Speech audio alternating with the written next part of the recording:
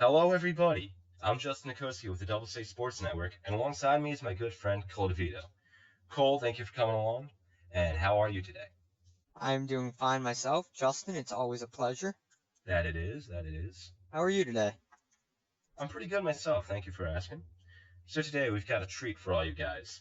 We're going to be starting off with some MLB tier lists, and we thought there would be no better place to start than to start in pitchers. Although the season's still in question, we thought that we should get you guys some content out just to keep you entertained during quarantine, depending on if you're still in quarantine where you are in the country.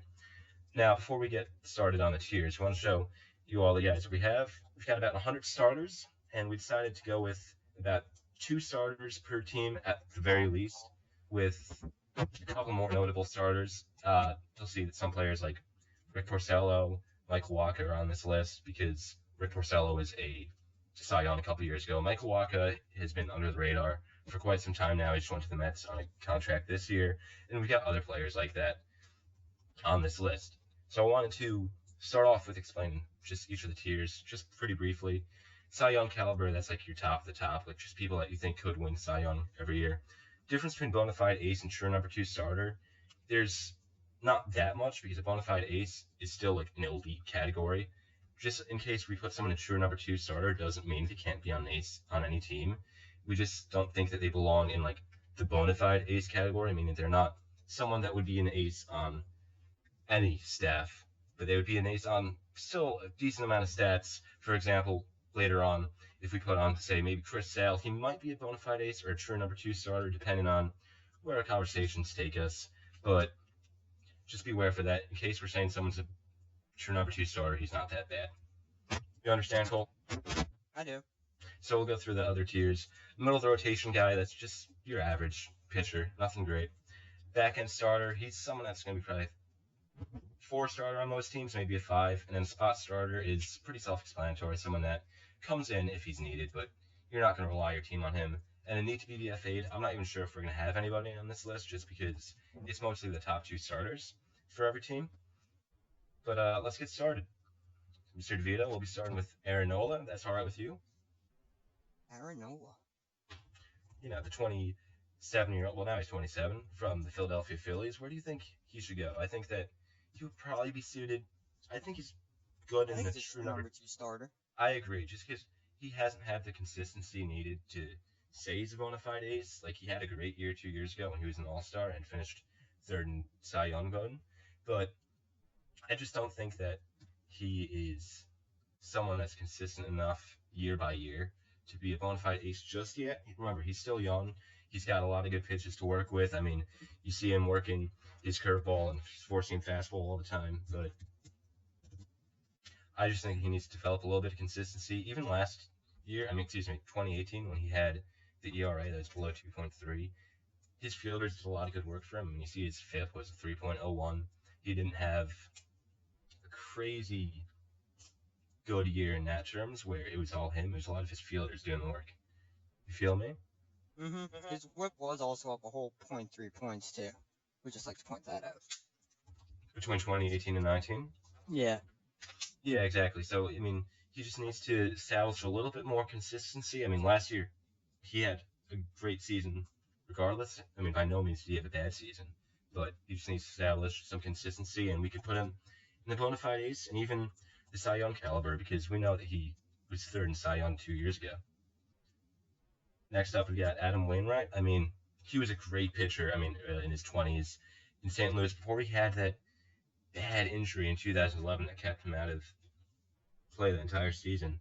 But even when he came back, 2013, 2014, he had great years. He was a Cy Young candidate both of his years, but I just don't think he's the same Adam Wainwright. I mean, he's 38 now. His ERA has been above 4 every year for the past 4 years. Even his FIP was close to 4 in 2016, and it's been above 4 ever since. His whip has been going up and up every year. It's in the 1.4s right now. Where do you think he should go, Mr. DeVito? Adam Wainwright, back end starter to spot starter, definitely. I mean, it's probably because he is more name value. I still think he should belong back end starter, though, because his strikeout numbers, they have gone down. They have gone down, but his home run numbers haven't been too bad, especially if you look at the rest of the MLB. I mean, he had 22 home runs last year in 31 starts. It's really not the end of the world, especially with the the baseballs that were being used last year. I think that he belongs in the back end starter. Well, we all know why home runs were so high last year. I think he's Yeah, definitely back in there's something starter. fishy going on about those balls, but I don't think that's neither here nor there. So next we got Adrian Hauser. Now Adrian Hauser is an interesting guy. I mean, he only started pitching in the bullpen for his first 2 years of his major league career. He's 27 this year, and he started 18 games last year, so he started around May. But he had a pretty impressive year for a 26-year-old. He was had an ERA of 3.72. His WHIP was 1.24, which isn't too bad. Not horrible. It's not horrible. Strikeouts weren't bad. I mean, they were 117, but in only 111 innings, that's extremely respectable. And he kept his home runs down. He only gave up 14 home runs throughout the entire year. But the thing is, we haven't seen enough out of him yet. I mean, we've only seen, for the most part of his career, we've only seen him in the bullpen, and he doesn't really change his speeds that much. I mean, his fastball's sitting at 95 miles per hour, but his curve is his slowest pitch at 81. That's not a huge discrepancy, especially when his changeup's in 86. Doesn't throw that hard. I think that he should probably be a middle of the rotation guy at this stage in his game. What do you think? Yeah, at this point in his career, He definitely has the potential to go somewhere like the true number 2 in even next year. But as of right now, I'd say that he's a middle of the rotation guy, quite a bit better than Adam Wainwright right now, but not near the same tier as Aaron Nola is. yeah, definitely not near Aaron Nola. Now, since you're a fan of the AL East, you watch a lot of AL East games, I'd like to turn to you for this one. Alex Cobb is next. Alex Cobb. He's turning 32 this year. Remember, he only had 3 games pitched last year, though.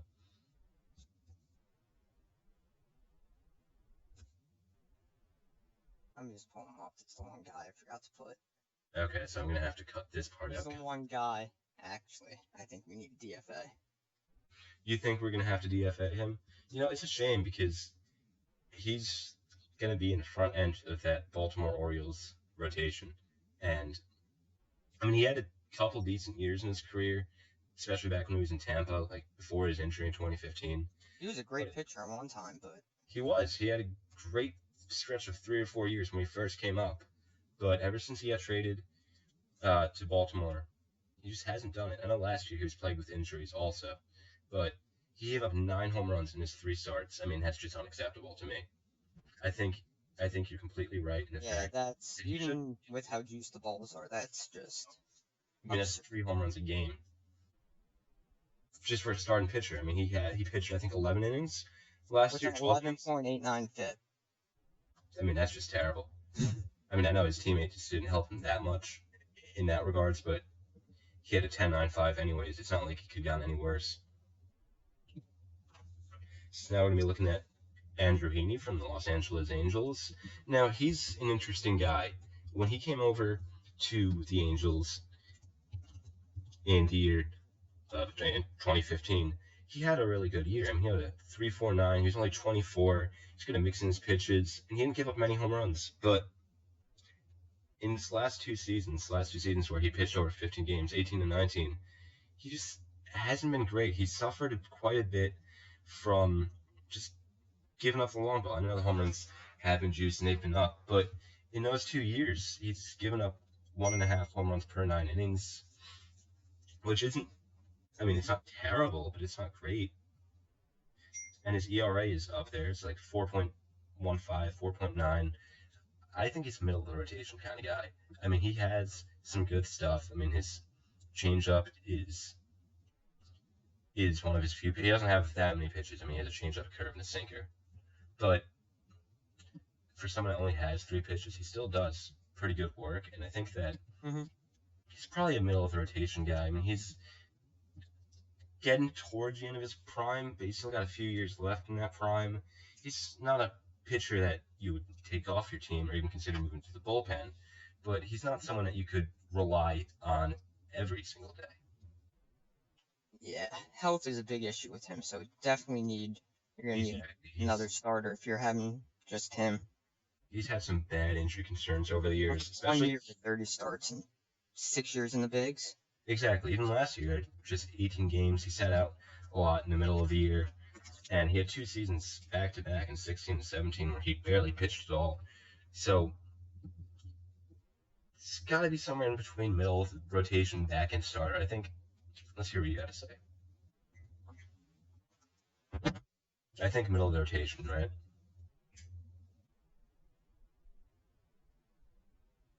Hello.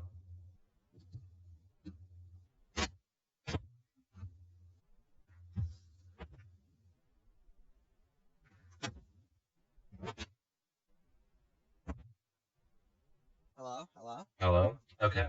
I was saying I think he's could be like a middle of the rotation guy towards a back end starter. Andrew Heaney's definitely. I think he looks good when he pitches, but it's just the consistency.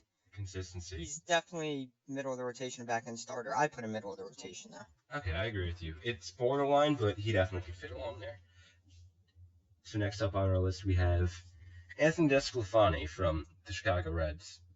I mean, the Cincinnati Reds. Excuse me, I knew that one. What are you thinking with DeSclafani? I think he's actually shown great improvement over the years. He has, but the only thing is he's starting to enter his age 30 season, so he's not going to improve much further unless he takes a Justin Verlander type route. And, well, that's not going to happen. It's probably not. That's like he allowed 29 home runs last year, the most of his career.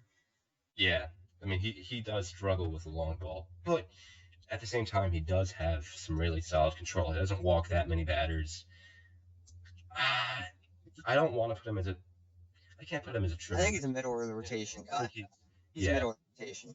A little higher than Andrew Heaney, but he's still a middle of the rotation guy. He's proven a lot more than Heaney, but he's still in the middle. He's higher in the middle rotation. Yeah, exactly. This guy. At Blake Snell, I think we all know where Blake Snell's going.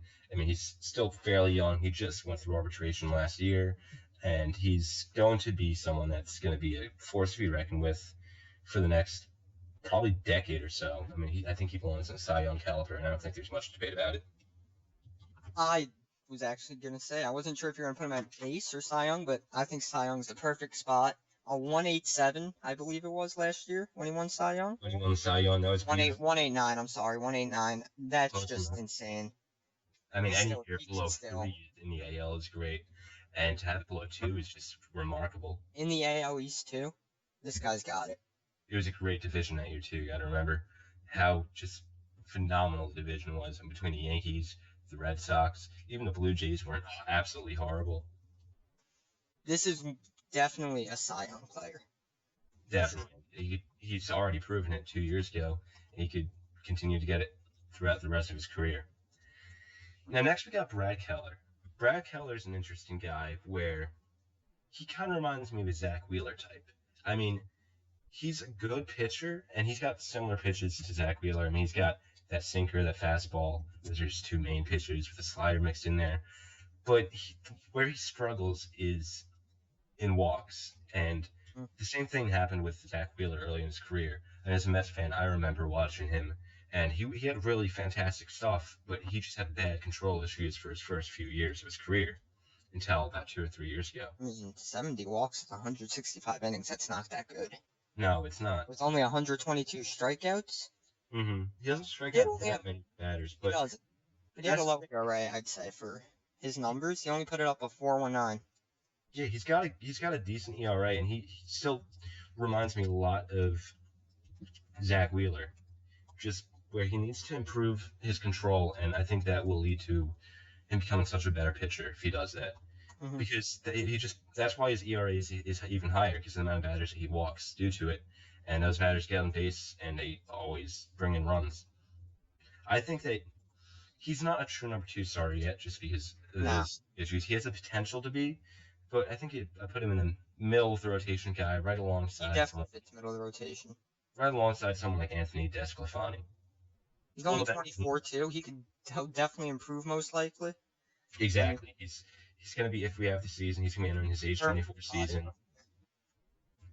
So he'll be great. He'll be Mark it right here. He's going to be a top 5 Cy Young candidate at some point in the near future. Maybe not the near future, but within the next 5 or 6 years. Next up, we got Brandon Woodruff. We all know how Brandon Woodruff was. I mean, he had that pretty solid performance in the NL wild card last year before the Nationals wrote it for him. Kind of hurts as a Met fan, but then again, the Astros got what it deserved in the end. He's a really solid pitcher, too. He's only been in the league for a few years. He's going to be turning 27. He hasn't had an ERA above 4, except for his rookie year. But it was his rookie year. He was 24, and he was getting adjusted to the big leagues. He doesn't give up many home runs either. I mean, he only gave 12 home runs in the entire season last year, and that's phenomenal. And he strikes out a lot of batters. I mean, strikeouts per 9 was 10.6. I think that he belongs in a true number 2 starter spot. I don't think that he's someone definitely true number 2. Call a bona fide ace yet, but he could also get to that level. I still think Keller probably has a little more potential, but Woodruff's also up there. He could be somewhere near Cy Young in his future. I think Woodruff's age definitely takes it, but right now, I think Woodruff's got definitely better than Keller. For now, but I think that in the future, when it's all said and done, Keller very well could have a much better career. Now look at someone like Brett Anderson. He's had a lot of teams in his career. I mean, he's been through 5 teams now in his 11-year career, and his ERA has always been hovering around the 4 mark. Last year was one of the best years of his career, actually. It was a 3.89, yeah. He's joined the Milwaukee Brewers this year. I think he'll have a better year with the Brewers than he's had in a while. I say the back end's a spot. I don't know, because he doesn't even give up that many home runs. His biggest flaw is he doesn't strike out batters either. No, he does not. I think he's a middle of rotation guy personally, because he doesn't give up a crazy amount of runs. He doesn't give up home runs, and I'm the kind of guy who prefers ground ball pitcher to a strikeout pitcher because it opens up the opportunity for a double play and it keeps your pitch count down. I think that he could be a middle of the rotation guy, right around where Heaney is. Yeah, let's put him there. I agree. I can agree with that. And then we got one of our few Marlins starters up here, Caleb Smith, the southpaw. He's going to be turning 28 this year. You know, he's done decent. He's done decent for a Marlin, but that's just it. It's for the Marlins. You're comparing him to really no one great. I mean, ever since Jose Fernandez left, they've been struggling there. And if you're going to throw Caleb Smith out there every 5 days as your number 1, your number 2 starter and expect him to do well, you're only lying to yourself. And he led the league with 33 home runs allowed last year. That's really not impressive. I don't think he's Alex Cobb level bad. No. I think you could put him in the spot starter just because he's still only 28. He's got time, and I don't fully fault him for those home runs because the balls were juiced. He had 60 walks in 153 innings. He strikes out a lot of players too. I would put him in a spot starter. I agree. Mm-hmm. I agree. So now we got Carlos Carrasco. He's been with Cleveland for quite some time now. He's always been pretty impressive. I mean, I don't think he's ever going to be an ace. I mean, he's already at his age 33 season. But I think he's definitely, and I think he's coming off a pretty bad year last year, but I think he could be a true number 2. I think he could still be a true number 2 because he's showed consistency throughout his career. He still had a bad season last year, but he was drifting back and forth between the pen and the rotation. That's kind of hard to do. And he still strikes out batters like nobody's business. His strikeouts per 9 is almost 11. I do think he's a number 2 starter. I think he could definitely be a number 2 starter. Mm-hmm. I love Cookie. Who doesn't?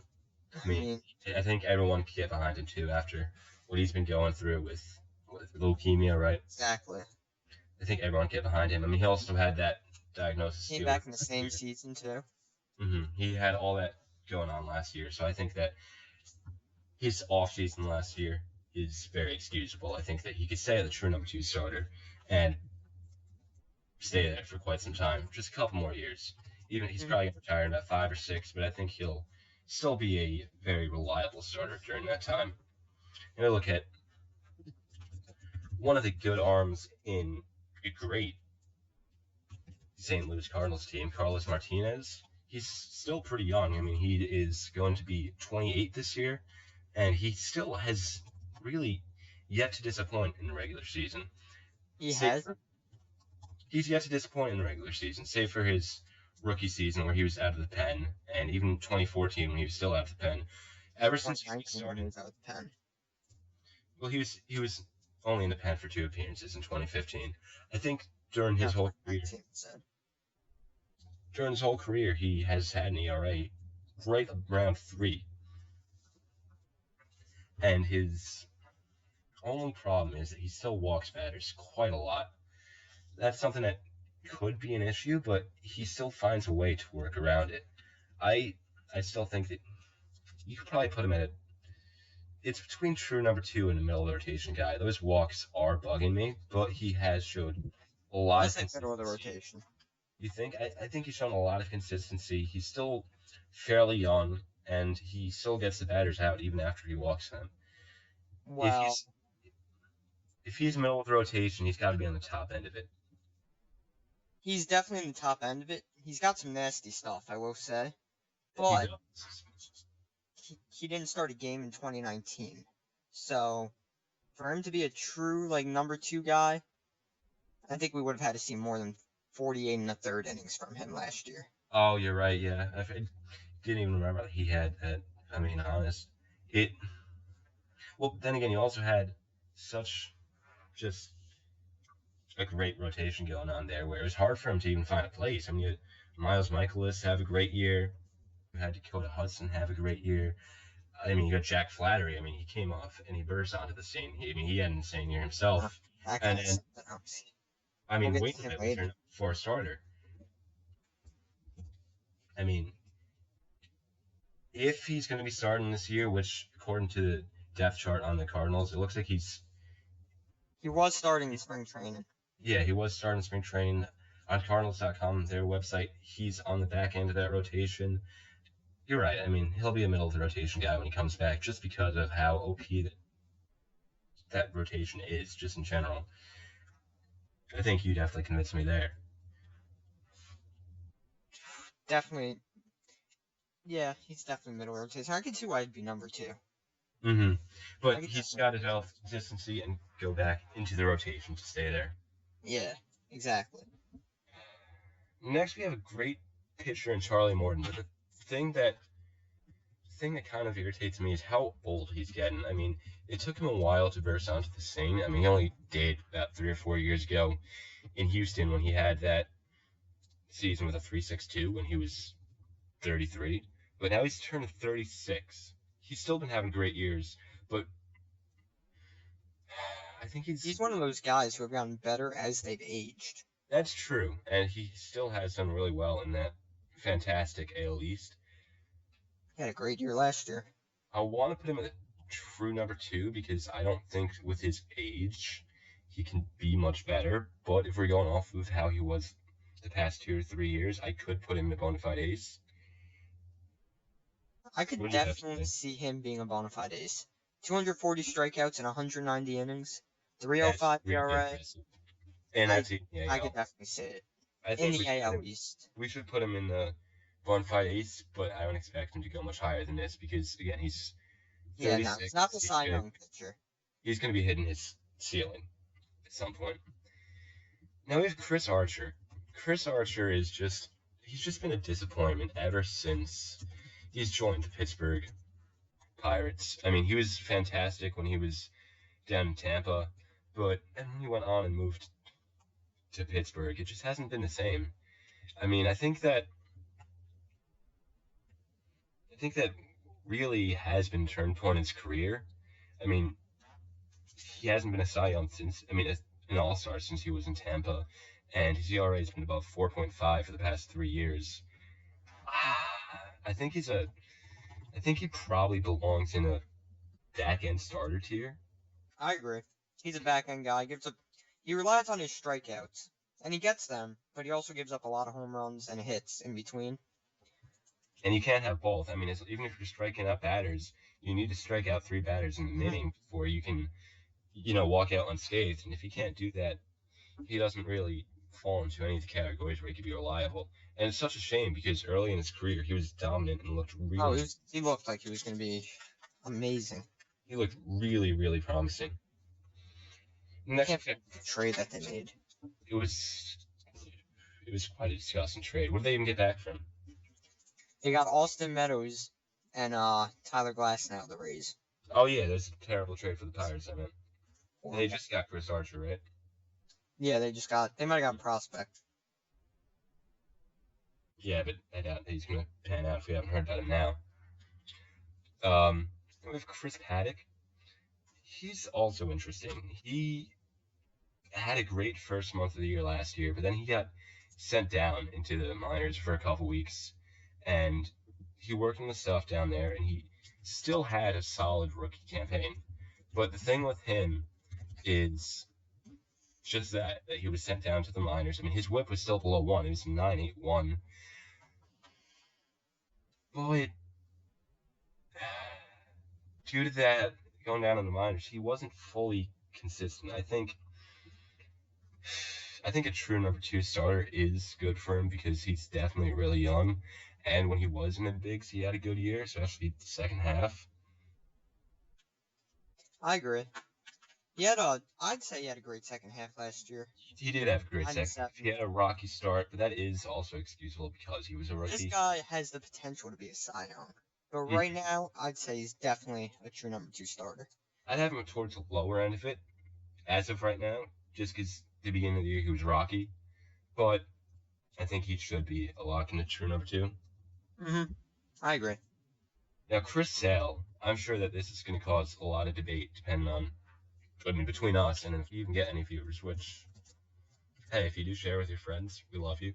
But, yeah, Chris Sale, he always has been a strikeout pitcher. I mean, that's what he's known for. He's probably the most dominant strikeout pitcher in the league right now. I mean, he still had, even though he had a down year last year, he had a 13.3 strikeouts per 9. But now he's going to be entering his age 31 season, if he even plays, and even if he can recover from the Tommy John surgery.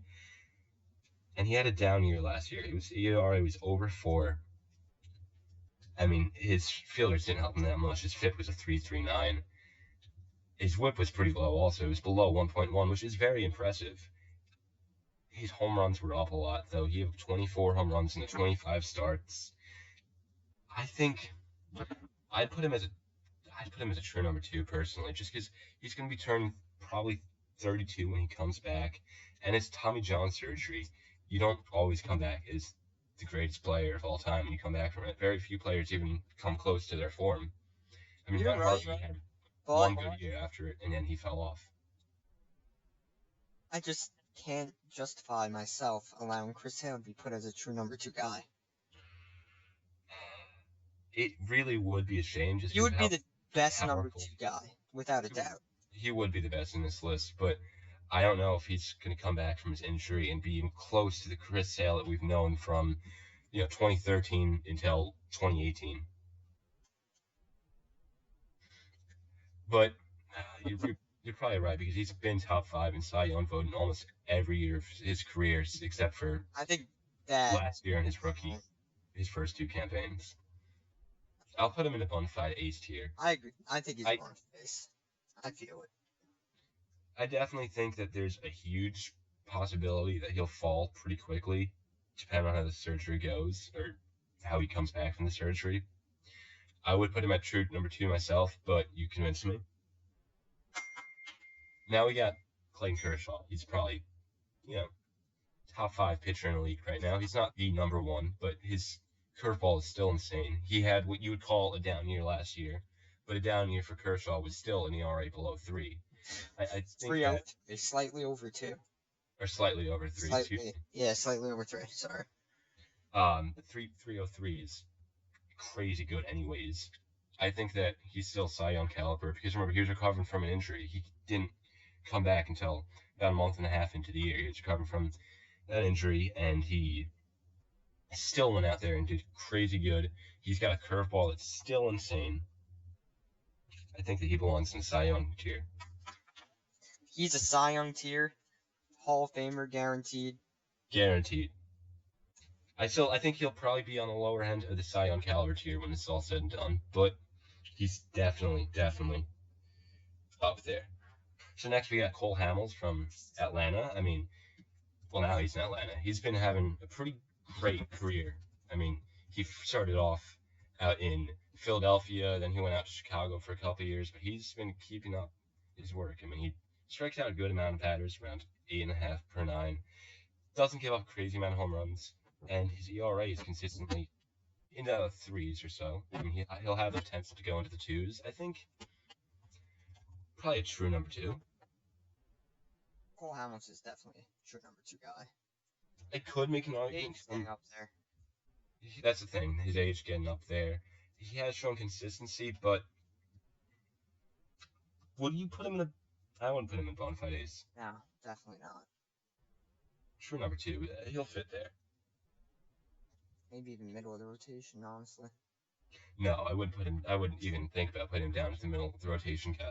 He's always someone that you could rely on, and he'll get a season of an ERA in the 3s at worst. I mean, last year his walks were up a little bit, but you could take that with a guy like him. I mean, he gets his outs, doesn't give up many homers, and he strikes out a good amount of batters. Yeah, I think he'll be great on the Braves, personally.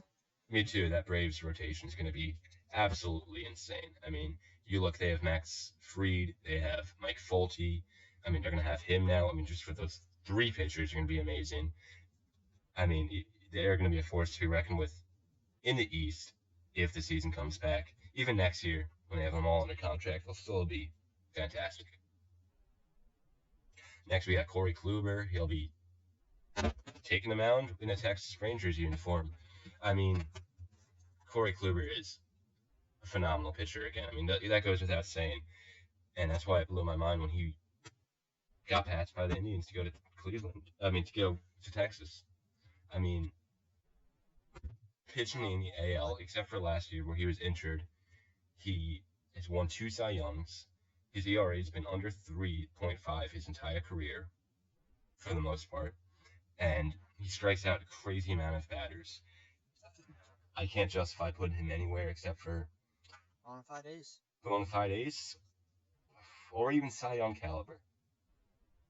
Well, the only thing is, I think bona fide ace too. I don't think he'll be able to be a Cy Young caliber out in the AL West. I mean, you have the Houston Astros, you have the Los Angeles Angels out there, and you have a lot of offensive, talented teams out there that you're going to be facing.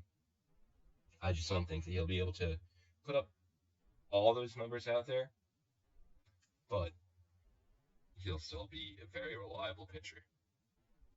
Now next we have Dakota Hudson. He's a young guy out in St. Louis. He burst onto the scene last year in his 2nd season, and he did phenomenal. I mean, he had better in his rookie year than last year, but he still did phenomenal last year. I mean, 3.35 ERA is not too bad. He walked a lot of batters, though. That is his biggest issue. His walks per 9 was 4.5 last year, 6 in his rookie year. I think that he needs to work on those. He needs to work on fixing his walks. And that's really about it. His control is his biggest issue. If he can work on his control, I think he'd be a top end of a true number 2 star, maybe even a bona fide ace in due time. But right now, I'd put him probably towards the back end of the middle of the rotation. I agree. Mm-hmm. I just don't think that there's anywhere else I could put him with those walk numbers, because if you get guys that just can't put a batter to rest, I mean, his pitch count gets up there, he's not going to give you that many innings, and he's getting batters put on base, and you don't want any of those. But if he can fix that, he can be great. Now here we have Dallas Keuchel, who took a while to actually get signed to a team last year. He didn't get signed until middle or the end of June with the Braves. I mean, when he was in Houston, he had a bunch of phenomenal years. 2016 was a bit of a down year, but that was coming off the Cy Young in 15. Then 2017 went out there and had another All-Star year, an ERA below 3. I think that he's turning 32 this year, but they still have a great team, and their team's still full of great fielders. I mean, Cunha, Ozzy Albies, just to name a few. They can help him out. He can help himself out. I think he's a true number 2 starter still. I mean, he wasn't an All-Star last year, but 2 years ago he was. I mean, he's coming off Cy Young a few years ago. I think a true number 2 starter is where we put him. Personally, I think he's on the decline. You could say that, but his stats between 18 and 19 were very, very similar. I mean, his strikeouts were actually up. They were very consistent. He has been a very consistent pitcher. I mean, he's going to be turning 32, so he's on the back end of his prime, but he's still got a few good years left in him. You want to put him in the middle of the rotation type of guy? Middle of the rotation, number 2. He definitely fits. So we could put him at number 2. Yeah, probably towards the back end of it, but I think he's still a reliable. The back end of number 2. I think he's still a reliable pitcher, like by any metric at all. I agree. So now we're going to be talking about Daniel Norris from Detroit, and I mean, he's supposed to be the ace out there. I mean, he kind of showed it in his age 22 season.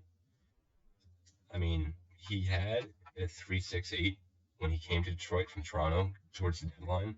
He had a 3.75 that entire year, and then even when he started in 16, he had a good ERA. But the past 3 years, he hasn't been great. I mean, in 17, 18, he had ERAs above 5. Last year, he had one right around 4.5. Yeah, I definitely don't see this guy going anywhere above back end spot starter, personally. I'd put him. Yeah, I think spot starter's the way he is. I mean, I know he was on Detroit last year, but he went 3-13. Yeah, I mean, that's just not going to win you any games. He gives up the long ball a lot. I mean, he gave 25 home runs last year. He gave up 8 the year before, but he only started 8 games. I mean, he gives up a lot of home runs, and that, I know that's not anywhere near the sort of the Tigers' problems, but in a team that struggles to even get 60 wins, or struggles to get 50 wins, let alone 60, you don't want that. I mean, on any other team, he'd be a starter. I hate to say it to the guy, but yeah, that's really what it is. Next, we got Danny Duffy, and let me tell you, I mean, for a team that finished 59 and 103 last year, I mean, they definitely have a lot of things to look up to in terms of the pitching department. I mean, Danny Duffy, yes, he's getting older. Yes, he's not crazy good. I mean, he had a 4.3 last year. I mean, he's turning 31. But if they could turn the corner and work on some of their younger pieces, like Whit Merrifield, have Keller work on his game, I mean, they could have a pretty decent team. And their rotation isn't terrible, especially if Keller gets his walks down. And if Duffy can do what he's been doing his whole career, where he's hovering around 4 ERA, he's reliable. He's not like crazy reliable, where I put him out there in Game 7 of the World Series. Mm-hmm. But I think he could be middle of the rotation. He's definitely a middle of the rotation. He showed some improvement in last year's ERA went down like half a point. That's pretty impressive. I mean, that's a good number to go down. He is a lefty. I think that also helps his case out. People need lefties in their rotation. Lefties are definitely needed. Middle of the rotation, definitely. Mm-hmm. So that will bring us to David Price. Now, Price, in his early part of his career, was one of the most dominant pitchers. I mean, when he was in Tampa Bay, he probably was the most dominant pitcher. I mean, he had 3 straight All-Star appearances. He was the runner-up in 2010 for the Cy Young. 2012, he won it. He had a below 3.5 ERA for 8 years in a row. And even when he went to Boston, he did really well. But now he's turning 34. He's in LA. Last year, he didn't have a crazy good year for his standards. I mean, he definitely had a good year, but he started to fall off. I mean, his ERA fell off by about 3/4 of a point last year. He started to walk a couple more batters, but he did strike out almost 11 batters per nine, so his strikeout numbers were going up as well. Mm-hmm. I still don't value strikeout pitching as high as most people, though. I know that you are pretty high on strikeout pitchers, but it doesn't sell the cake to me as much as anyone else will. I think at this point in his career, we've only got the downfall left in front of him. I think he probably belongs as just your average Joe, somewhere in the middle of the rotation. I agree. He was definitely a Cy Young pitcher at one time. I mean, he won the Cy Young, but And he's a runner-up another year. he's 34 years old. He's being paid millions of dollars. I mean, he's doing a great thing helping the Dodgers minor leaguers out. Oh, that But was still, fantastic. Don't get me wrong. He's a great human being for that. that he is. His strikeout numbers are going up, but I still see him as a middle rotation type of guy. Yeah, I agree. I think that's definitely somewhere you could put him. Especially on the Dodgers, he's definitely not a number 2 guy. So Exactly. I mean, you can't ask him to go out there with people that the Dodgers have. Now that'll bring us to the Padres' second guy in their bullpen, or excuse me, in their rotation, Dinelson Lamet. Now Lamet, he's an interesting guy. He doesn't have that much experience under his belt. He's only started in 35 career games in the MLB, but he's 27 years old for that. He's getting, I mean, it's a little older than you want to be at that age in your career. He strikes out a lot of guys, but at the same time, he walks a lot of guys. I mean, in 73 innings last year, he walked 30 guys. It's a lot of walks. His ERA was above 4 in the NL West, which does have the Dodgers, but aside from that, it's really not that strong of a division. I think that he's probably on most teams going to be a back-end starter. I mean, despite the high strikeout numbers, I can't excuse those walks. I can't excuse that ERA in a less than stellar division. mm-hmm. You'd agree? I would definitely agree. I mean, the Dodgers take that division without a doubt. There's really no competition. Aside from the Dodgers, I mean, yes, they do face the Dodgers about 90 times a year, but He is a pitcher's ballpark, but he does pitch there too. I mean, San Diego's a pitcher's ballpark, and he's still giving up he just hasn't shown enough. I think he's a middle rotation to back end. Middle of the rotation to back end. Yeah, I'd put him in the back end. I think back end. Mm-hmm. He would have to be far down on the middle of the rotation list. And if he could get those walks down, start giving up a little less runs, he'll be able to move up to the middle rotation guy. I mean, he's still only in his mid-20s. He still has some time. The only thing I really like about him is his strikeouts. Other than that, he's already 27. He doesn't bring that much to the table. Exactly. All right, so let's look at Drew Smyly next. I mean, he's been in the league for quite some time now. This is going to be his 7th year. He's 31. He's taken his talents to San Francisco now after Mad Bum left. I don't think he'll be able to fill those same shoes that Madison Bumgarner had. I mean, when he was in Texas, he was an absolutely atrocious pitcher. He found his mark a little bit when he got traded in the middle of the year to Philadelphia, but even then, he wasn't anything stellar. I mean, he still walked 3 batters per game with Philly, 6 with Texas. He gave up a lot of home runs. I mean, he had 32 home runs on the year in only 21 starts. I don't think that he's the Drew Smyly that we knew in Detroit, where he had consistent years below 4 ERA, even below 3 for a year or two. I think that he belongs, dare I say, the spot starter? I was gonna say back end, but he would definitely be the worst back end guy we have on the list now. Yeah, I mean, he's definitely worse than Chris Archer, and I think he's the worst one in that list. So do I. I think he might be a spot starter. Well, Caleb Smith is our best spot starter right now. I do think he is better than Caleb Smith, But then again, he's also towards the back end of his career. I do put him in the spot starter list. I agree. Eduardo Rodriguez, excuse me. I know that as a Yankee fan, you've been watching him a lot. He's pitched against the Yankees multiple times throughout his career. How about you take this one? Eduardo Rodriguez. Let me just pull him up 1 second. Yeah, go for it. Take your time. I personally, this is completely off track, but I use this guy in MLB The Show a lot. I'm not gonna lie, and he's very good. He's a very good lefty. So I have a personal bias with this guy. Even though he's a Red Sox, he put up 200 innings last year. He is going to be 27. He is a workhorse. Hopefully that doesn't kill him. 19-6. I say last year he was easily their best starting pitcher. Yeah, I agree with that. I mean, I think they're going to probably put him out for the most innings again this year. He'll probably be able to get 200 innings out again. Or he did. If there was a full year, excuse me. The only thing, he did lead the AL with walks, with 75.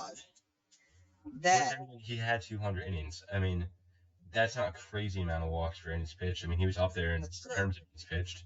That's hovering around the 3 mark. It's still higher than it could be, 3 per 9 inning, but it could be lower. I say he's definitely middle of the rotation. You want to put him towards a true number 2? What was the ERA last year? Last year was a 3.81 in 34 starts too, 200 innings. I think in the AL East. He deserves better than middle of the rotation. I think he deserves the upper part. I could agree putting him at true number 2. Yeah, I think he deserves that. The back end of true number 2. So now we got a guy who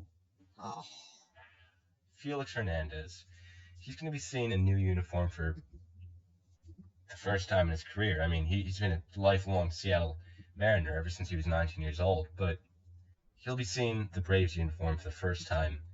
And it's just a shame because he was a great starter. Like, he was definitely a Cy Young caliber 5 years ago. In the first half of this decade, he was absolutely insane, but he's just steadily fallen off. And if this were 2015, I mean, the Braves would have an even better rotation than they do right now. I mean, Felix Hernandez, I don't even understand why they signed him. I think that he could be in the DFA area.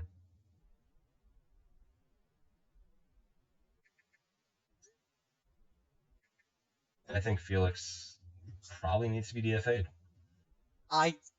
It's hard to say, but I agree. I like him. I say he could be a Hall of Famer. I mean, the last few years kind of hurt his case, but he has to be DFA'd. That's how he's performed recently. It's such a shame to be saying it because he was so promising, but he just hit a brick wall, and it was really quick, too. And it just progressively each year, he was just kind of worse and worse. Strikeouts have gone down. ERA has gone up. Home runs have gone up. Definitely needs to be DFA'd. Okay, well, now that we agree on that, it's pretty unfortunate, but we'll go on to a young starter out in Oakland. He's 27, Frankie Montas. Now, in the beginning of his career, it took him a while to actually figure himself out. I mean, he started off in the bullpen, didn't do too hot. 2015 was a 4.8 ERA in 7 appearances. 2 of them were actually starts. And then he got sent down to the minors for 16. Then in 2017, he came back up and appeared in 23 games. All of them were from the pen. But he had a 7.03 ERA, which is absolutely terrible, no matter how you draw it up, whether you're in a bullpen or not. Mm-hmm. But the last 2 years, he's shown a lot of promise. I mean, he had a 3.88 in 2018, 2.63 last year. He was 9-2 last year. I think last year he was amazing last year, I would say, in the 16 games that he played. He didn't have a crazy amount of innings, but he still struck out batters. I mean, he had 1 of 3 strikeouts in 96 innings. He didn't walk a crazy amount of batters. He had 23 batters walked, and he only allowed 8 home runs. I mean, albeit it was 16 games, but in a full season, it would only be 15, 16. the way the ball is now, that's pretty solid. I think that he's a little older than I would like him to be, just because he doesn't have all that much time to develop, but he's still about to hit his prime. He could be a true number two, even an ace at some point for a year or two in his career, but I think it's too early to say that for sure. I think he belongs in the middle of the rotation. I agree. But on the upper end of it, probably right near Carlos Martinez or Brandon Woodruff. We need to see a lot more out of him, though. Frankie Montas. I mean, 96 innings is the most he's ever pitched. Exactly. I mean, you need to see him be able to go out there, pitch a full year, and you need to be able to see him develop a little more consistency because in his beginning of his career, he didn't have that at all. He's been starting to, but we need to see one more year out of him probably before we could say that for sure. Now we have a guy that I personally loved. I thought that after he had his injury in, it was I think 2016, I thought he was going to come back, and I thought he was going to be even a comeback player of the year in 2017 or 2018. Garrett Richards. Garrett Richards. Now his injuries have plagued him. I mean, over the past 4 years, he's barely had 125 innings total. That's the biggest concern about him for me. Because when he's on the field, he's turned 32, but when he was on the field, at least when he was with LA, he was able to get batters out. I mean, with that rotation that was starting to get away from the Jared Weaver, the CJ Wilson, he was supposed to be that guy. And he was for the first couple of years until he got injured. It just depends on what he'll be able to continue to do out in San Diego, because if he can stay healthy, if he could stay healthy, I could put him as a true number two, but he hasn't, and we haven't been able to see that. And you're right, he has been 32, and he could start to become, kind of rusty, especially with this delayed season, with having not pitched over the past couple of years. I mean, he walked 6 batters in the 8 2/3 he pitched last year. Yeah, I think that he probably. I hate to say it because if he's on, which he could be if healthy, he could be a true number two. But I'd have to put him as a back end right now. I agree. Which I hate to do that to him. He could, if this guy never got hurt, he could have been. He could have been something special. He really could have. I was about to say Hall of Fame. Maybe. You don't know. I mean, not as selective the MLB is with Hall of Fame, but still, he could have been. I mean, this guy's posted some amazing numbers in the very little amount of time he's played. I mean, he was that crutch of that 2014-2015 rotation now in LA. But enough about him. Let's talk about German Marquez.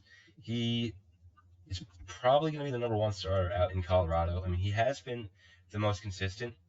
He's only 25. The Coors effect is what starts to hurt him a bit, though. I mean, he strikes out a lot of batters, doesn't walk that many, but the Coors effect is what hurts him. I mean, he's given up 24 home runs or more over the past 3 years. I mean, if he wasn't in Coors, what would that really be? That would probably be quite a few less. I don't want to put him as a true number two because even with the Coors effect, his stats aren't true number two caliber, but he's definitely a solid middle of the rotation guy. If he wasn't in Coors, you could maybe see him as a true number two, but the thing is, we don't really know. That's true. I see solid middle of the rotation. Yeah, I'd say he's right around probably between Brandon Woodruff and Anthony DeSclafani area. Yeah. Now, yeah. Do you know who that is? I don't know who that is. Who is this guy? Let me look at oh, that's Garrett Cole? Have you heard of him? Jarrett? Jarrett, yes, I think it's Jarrett. I've never heard of this guy. No, yeah, he's a Cy Young caliber pitcher, by far. Oh, no question. Do we even need to discuss this? There's no discussion there. I think he's one of 2 starters on this list. We really don't even need to discuss. No, exactly. I mean, even Blake Snell we didn't need to discuss, so that's 3. But here we have a Gio Gonzalez, and it actually appears that we have a picture of him from MLB The Show. Because I love that. I guess we couldn't find one for him in his Chicago White Sox jersey. Now, I like what the White Sox are doing out there. They're definitely building a pretty good team. I think that his win totals are going to be off this year because the White Sox can actually be contenders, especially with that Grandal move. Jose Abreu is going to be really solid this year, I think. The only thing I don't like is he's going to be 34, Gio Gonzalez. That's true. I mean, that's kind of shocking to me. Yeah, I always thought he was younger, but he's going to be 34. His walks have always been an issue, and they still are. He hasn't fixed it, and he's not going to fix it now. It's only getting worse. As a result, he still hasn't given up that many runs, at least over the past couple of years when he was with Milwaukee. I mean, I think he's a solid pitcher still. I think he's definitely middle of the rotation guy, but still on the top end of it because he still can have an ERA around the threes, maybe in the middle of the threes. Stinks that the Yankees couldn't have him last year. I wanted the Mets to sign him, but instead they went out and got Rick Porcello, probably the least deserving. He was on the Yankees in spring training last year. Should have held on to him when he could have. I know. Sucks. The next guy. Yeah, but he's a middle rotation guy. I'd put him a little higher if he wasn't so old. But next we have Hyunjin Ryu.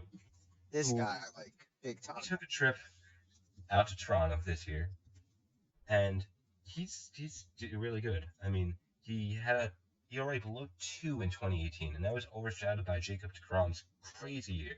He finished second in Cy Young voting last year. I mean, he had an ERA below 2 for most of the year. And he's probably a bona fide ace.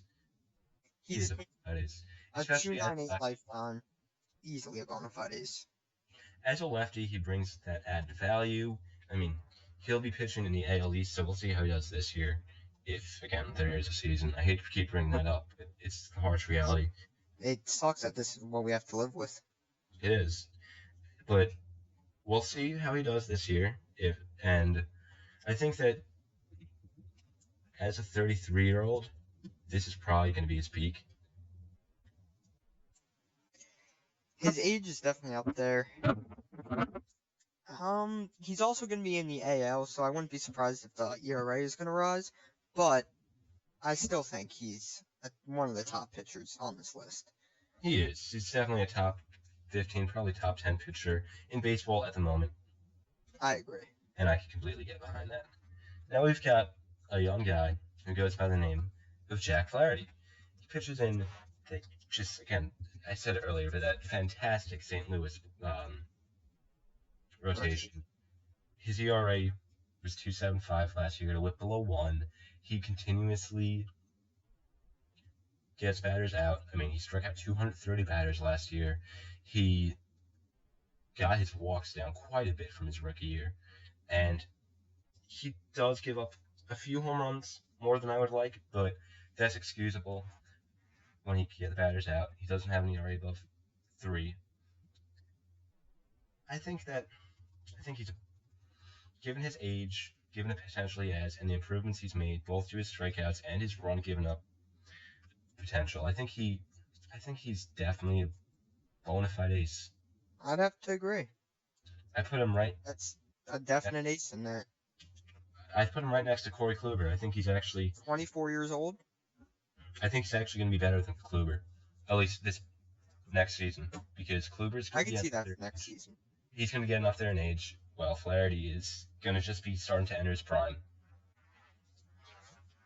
The next guy. The next guy.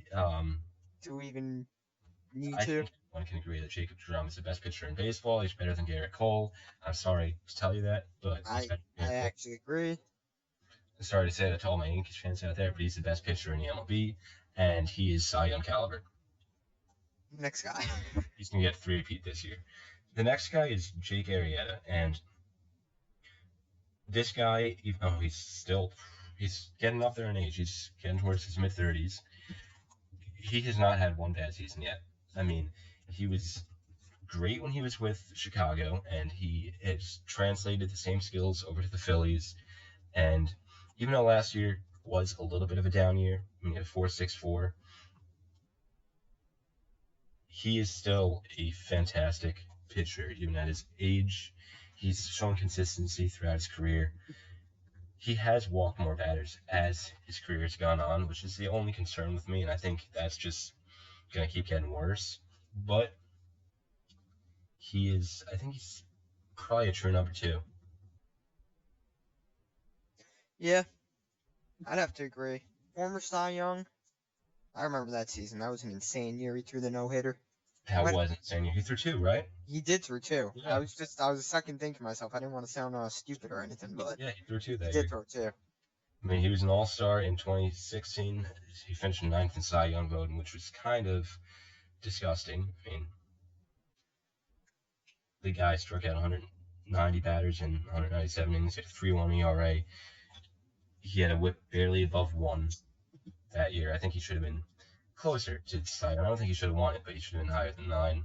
Yeah. And he's just been one of the most consistent pitchers in the majors throughout his whole career.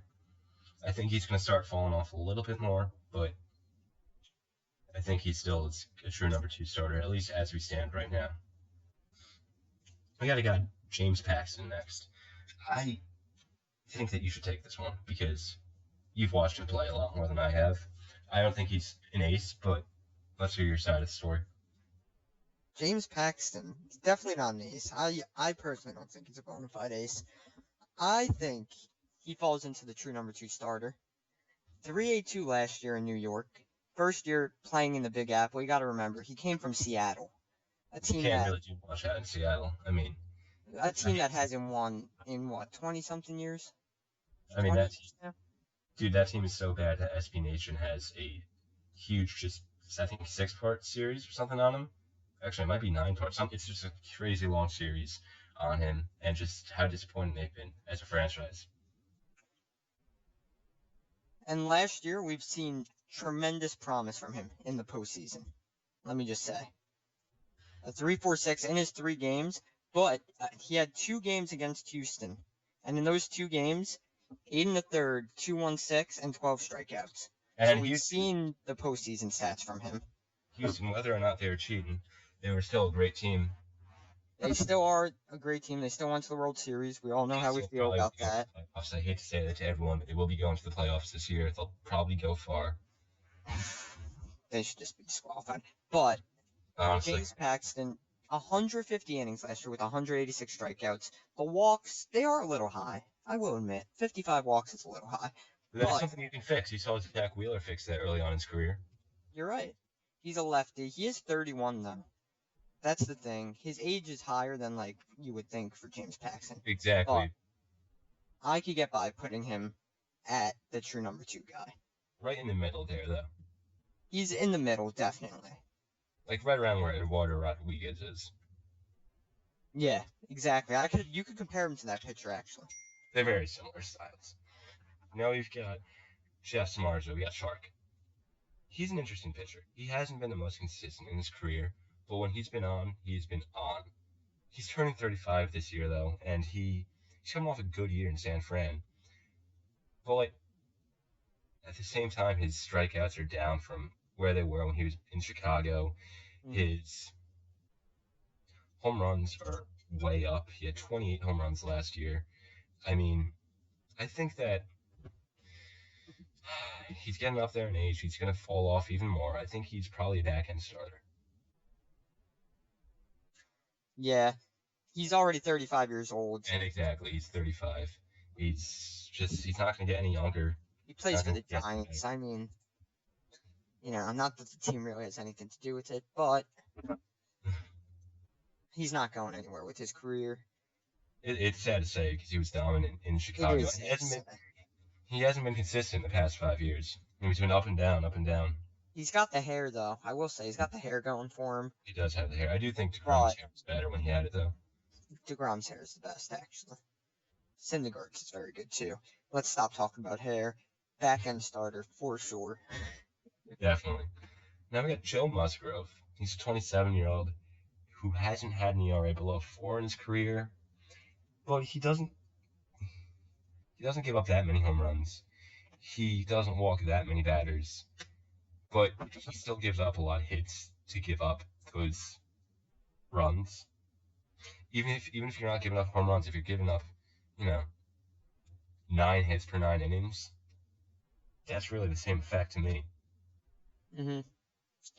But he is 27. He's basically giving up a hit an inning. It is a hit an inning. He is 27. Walks are very good though. His walks are down. It's just going to be a weird one to rank. I think The ERA is very high. The ERA is probably what's holding me back, especially because he is in Pittsburgh. It's not like he's playing against these crazy AL teams with the H's and everything.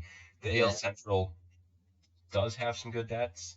I mean, you look at the Cubs, you look at the Cardinals, and the Reds are going to be good. I don't think that's going to help his case this year. I think he's going to be a middle of the rotation guy wherever he is. I agree. Next we have John Means from Baltimore. Again, I mean, this is the best that Baltimore has to offer. I mean, John Means, I'll let you take it. John Means, literally the best pitcher in the Baltimore Orioles organization. And that's just really... I mean, if John honestly, Means... he's not a bad pitcher, I'm not going to lie. He had a 3.60 last year. He's not great. I'd say he's definitely not a team's number one pitcher by no means. He was second in Rookie of the Year voting last year, though. He does have the potential, but... He's got potential. He was 12-11 with the Orioles, so honestly, that's not bad. That's not bad. 6-0. But I can't rank someone just based off potential alone. I would say, personally, he's probably somewhere along the middle of the rotation. He's definitely a middle of the rotation guy. With the potential to be higher, but... Yeah, 121 strikeouts in the 155 innings. Yeah, it's not horrible. I don't know how 23 homers. I'd definitely say this is a middle of the rotation guy. Yeah, because I don't know even how he's going to develop that well out there, because, I mean... You gotta think about it. He's contracted, committed for 6 years. And the Orioles... He's on the Orioles. Haven't been great with developing pitchers, ever. No, literally. That'll bring us to Johnny Cueto, who was also, back when he was in Cincinnati, was one of the best pitchers in the league, but he's not there now. He's in San Francisco, and he's decent. I mean, he's getting up there in age, though. He's going to be turning 34 this year, but he had a 5 ERA last year. I know he didn't pitch that many games. I mean, that's the biggest issue. He doesn't stay healthy either. I mean, the last 2 years, he's combined for 13 games. He's had 69 nice innings in those 2 years. And he hasn't impressed all that much. I mean, he's given up... He had a 3.23 ERA in 2018, but he had 8 home runs in the process there. His FIP was a 4.71, so his fielders were just doing crazy well for him.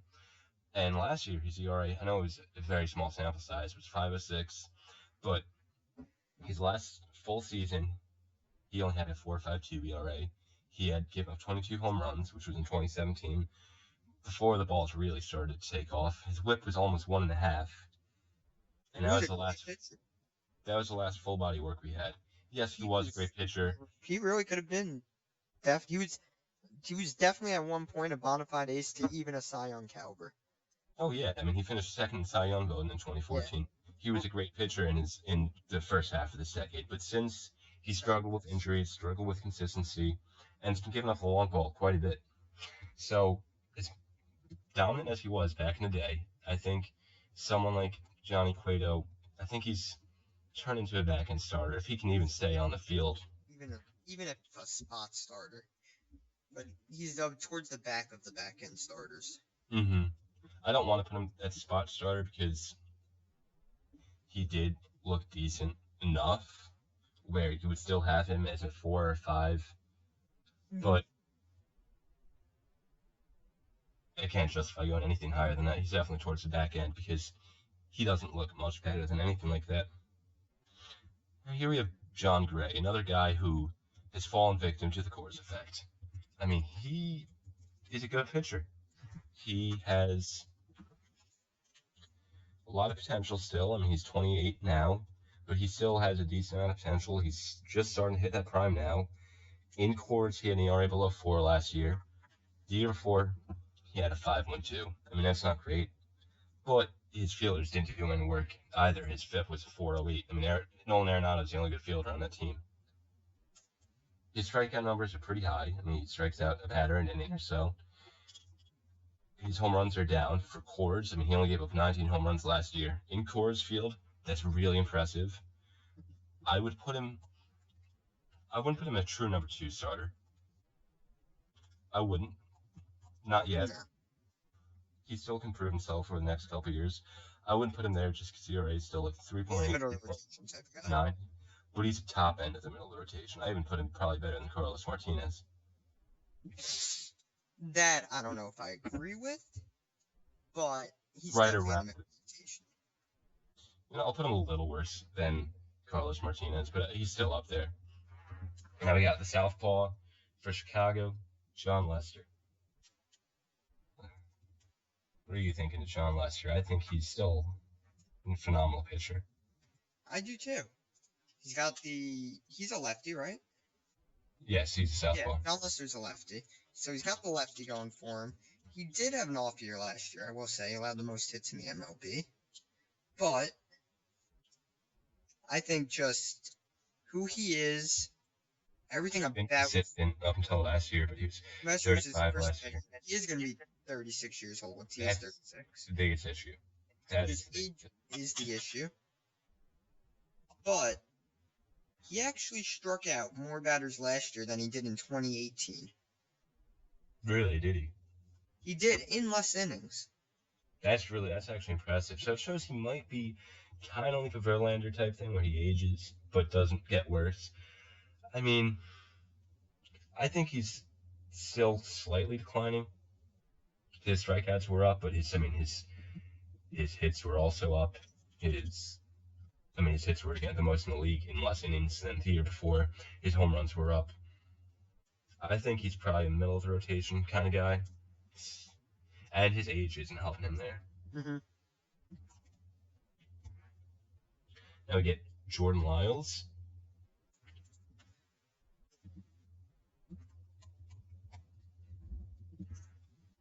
Jordan Lyles. He's been in the league for nearly a decade now. I mean, he's someone you don't think of being it for that long, too. He's someone you don't really think of being in the league for that long.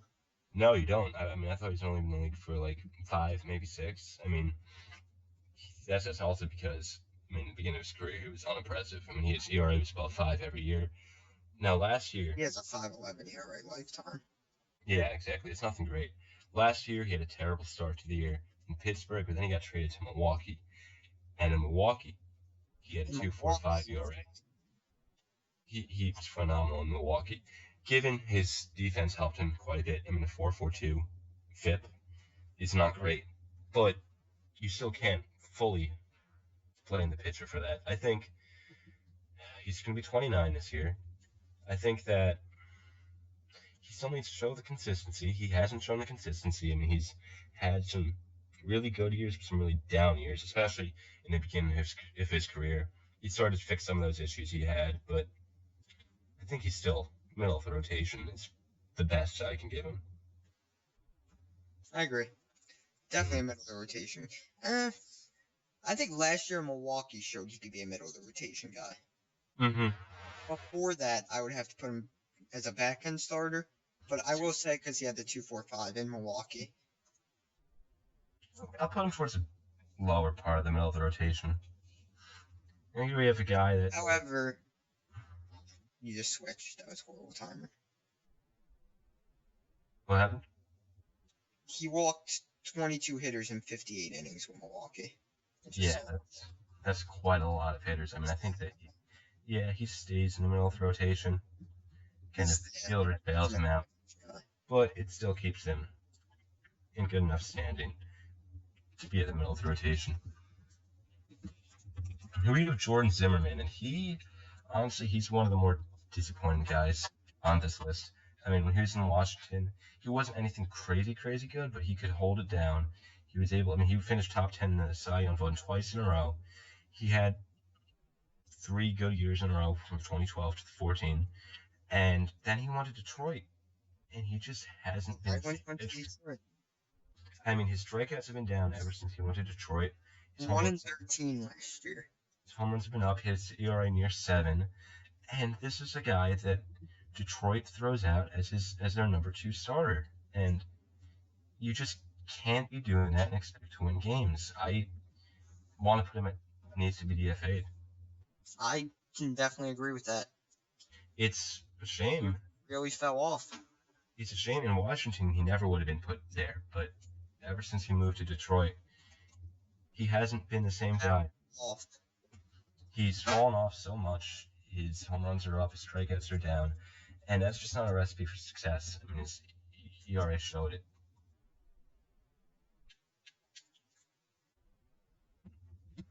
Who's next? Jose Urena? Jose Urena is next. Yes, sir, from Miami. Sorry about that.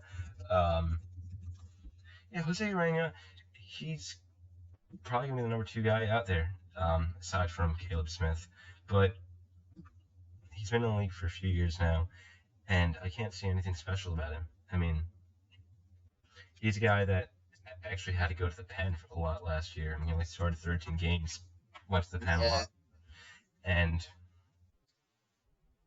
his ERA has been hovering around 4 for even when he started in 2018 and 2017. Before that, it was well above 5.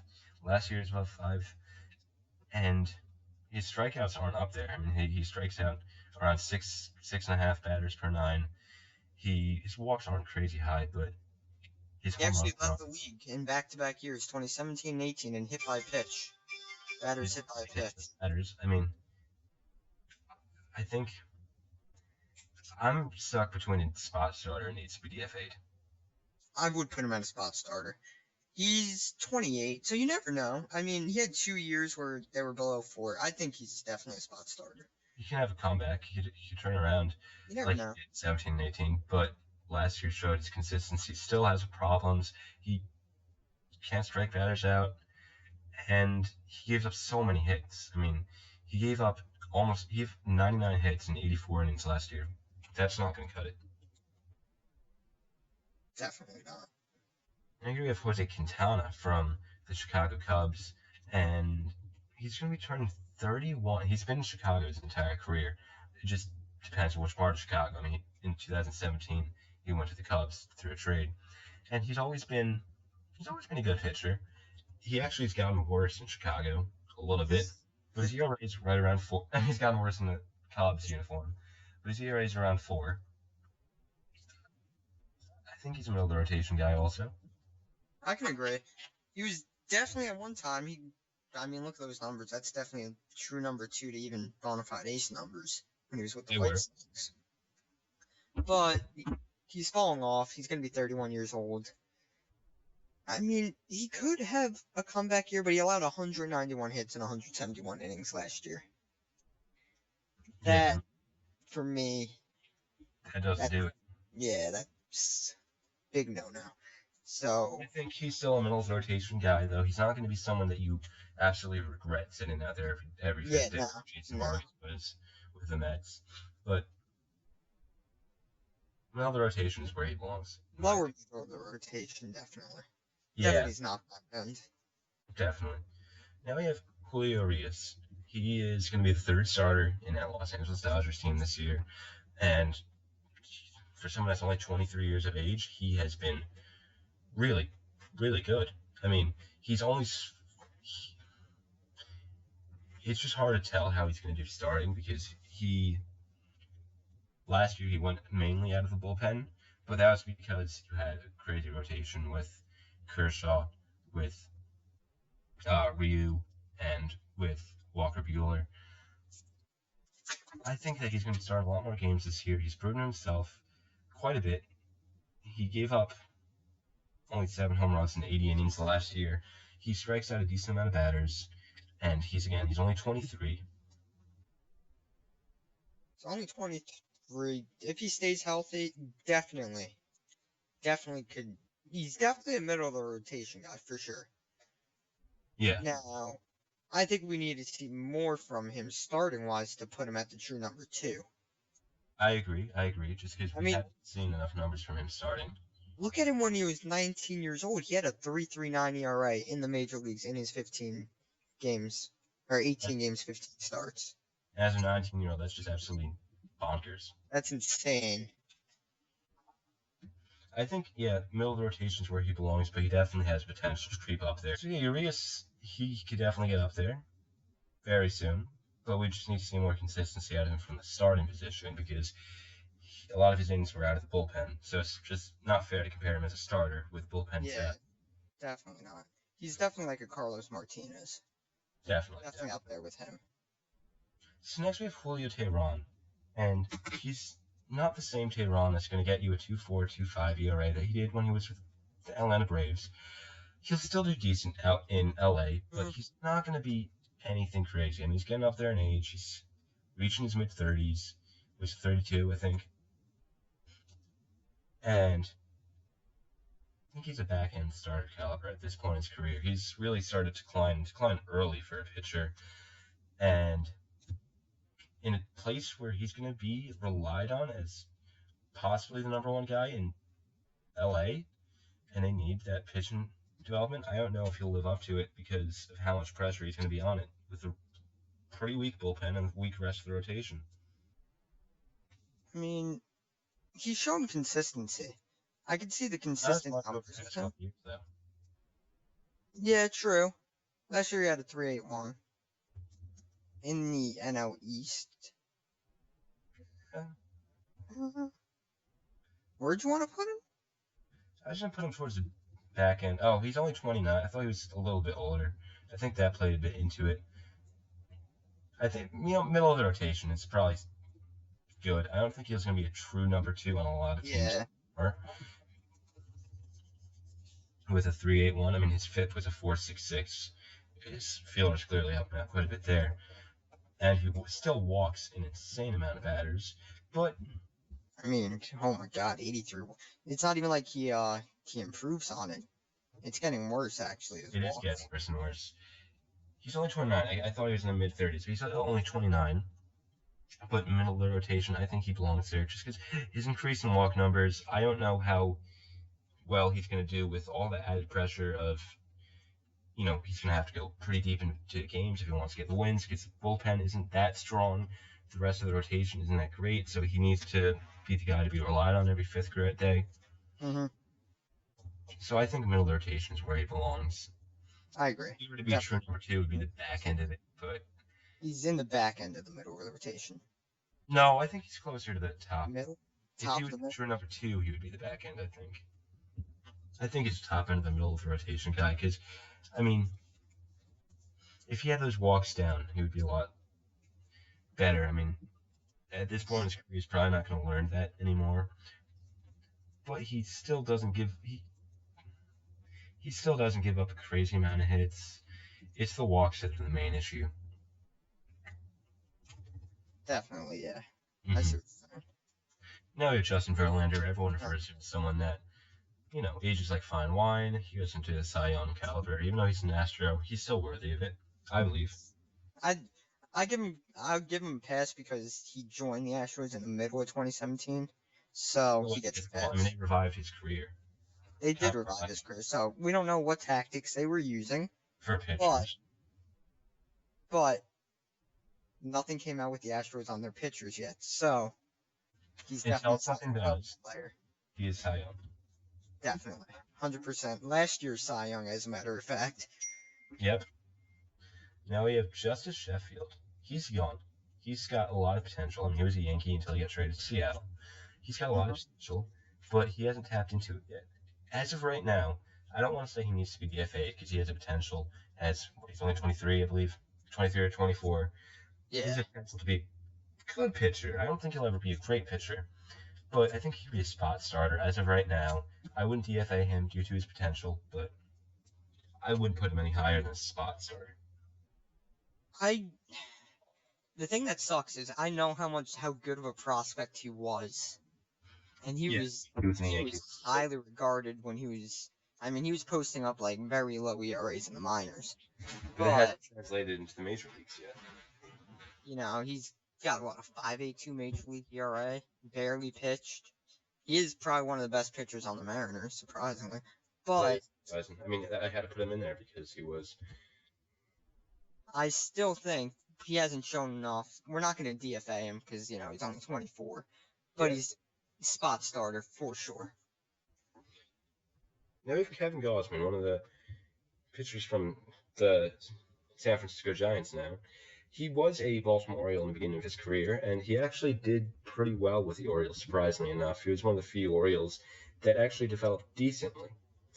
But since he left, he hasn't been great. I mean, he had a 5.72 total last year, all in the NL. He's still in 29. I mean, he strikes out a lot of batters, but he gives up quite a bit of, home runs. I mean, he only out of 102 innings, he had 15 home runs, which is quite a bit. I mean, I think he's a back end starter. I agree. I mean, he's not going to do anything special, but he's going to be someone that you can rely on every fifth day towards the back end. I mean, if you need him in a rut, you can get him out there. He's the guy who gave up, when the Braves put out the pitcher and they had the game, I forgot which game it was with the Braves, and they gave up like 9 runs in the first inning or something. Oh, yeah, in the first playoffs against the Cardinals. He was the one. That was bad. And that's Smith-Hunter's name, too. So then we got Kyle Freeland, another pitcher that suffers from that Coors effect. Well, it depends on how you view suffers, because in 2018, he was a phenomenal pitcher. His ERA in Colorado was below 3. But then last year, he just did a complete 180 and had an ERA almost north of 7. I mean, he was a 6.73. Oh, yeah. He completely fell off last year. I mean, the consistency is a huge problem for him. And he's also going to be 27 this year, going into his 4th year. That's kind of old. This guy was amazing in 2018. He was. I mean, he finished 4th in the Cy Young voting as a Colorado Rocky. You don't see that very often, but his strikeouts were down last year. He doesn't strike out that many pitchers to begin with. He gave up a lot of home runs. He had 25 home runs in 104 innings. He didn't even pitch that much. I'd also like to point out, in his 6 starts in AAA last year, he had an 8.80. Yeah, you see, if we were going off of his 2018 stats, I would put him as probably a bona fide ace, because putting those numbers he did that year in Colorado was absolutely insane. But if we look at what he did last year, and we take into account that he hasn't been the most consistent over his, albeit short, career, I can put him as a back end starter. Yeah. I don't even know if because the numbers he's put in between that one great year he had. Oh my god, that voice crack. That one great year he had. Those are like numbers that you need to be DFA'd with. That's true. With the numbers he put up last year, you need to be DFA'd.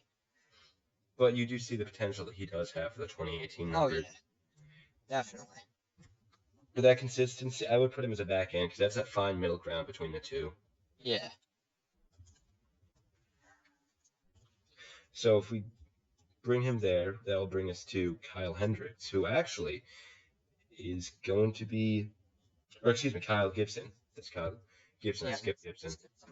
Because Hendricks is next to him. I looked at Hendricks, who is going to be joining Texas Rangers this year.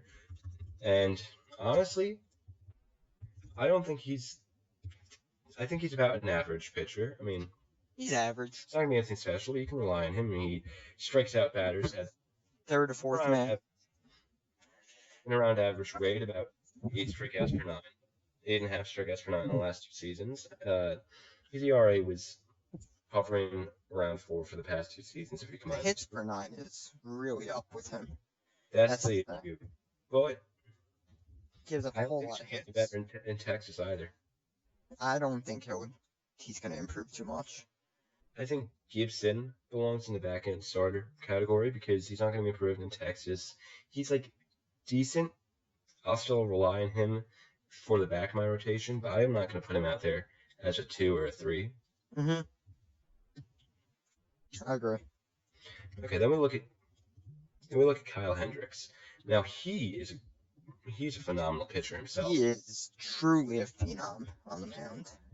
I mean, everyone that goes through that Cubs organization, it seems like, has always been phenomenal. I mean, he's gonna be 30 this year, though, but Yeah, that's still your prime as a pitcher. I mean, he's gonna be 30. I mean, his worst year ERA wise was a 3.95 ERA.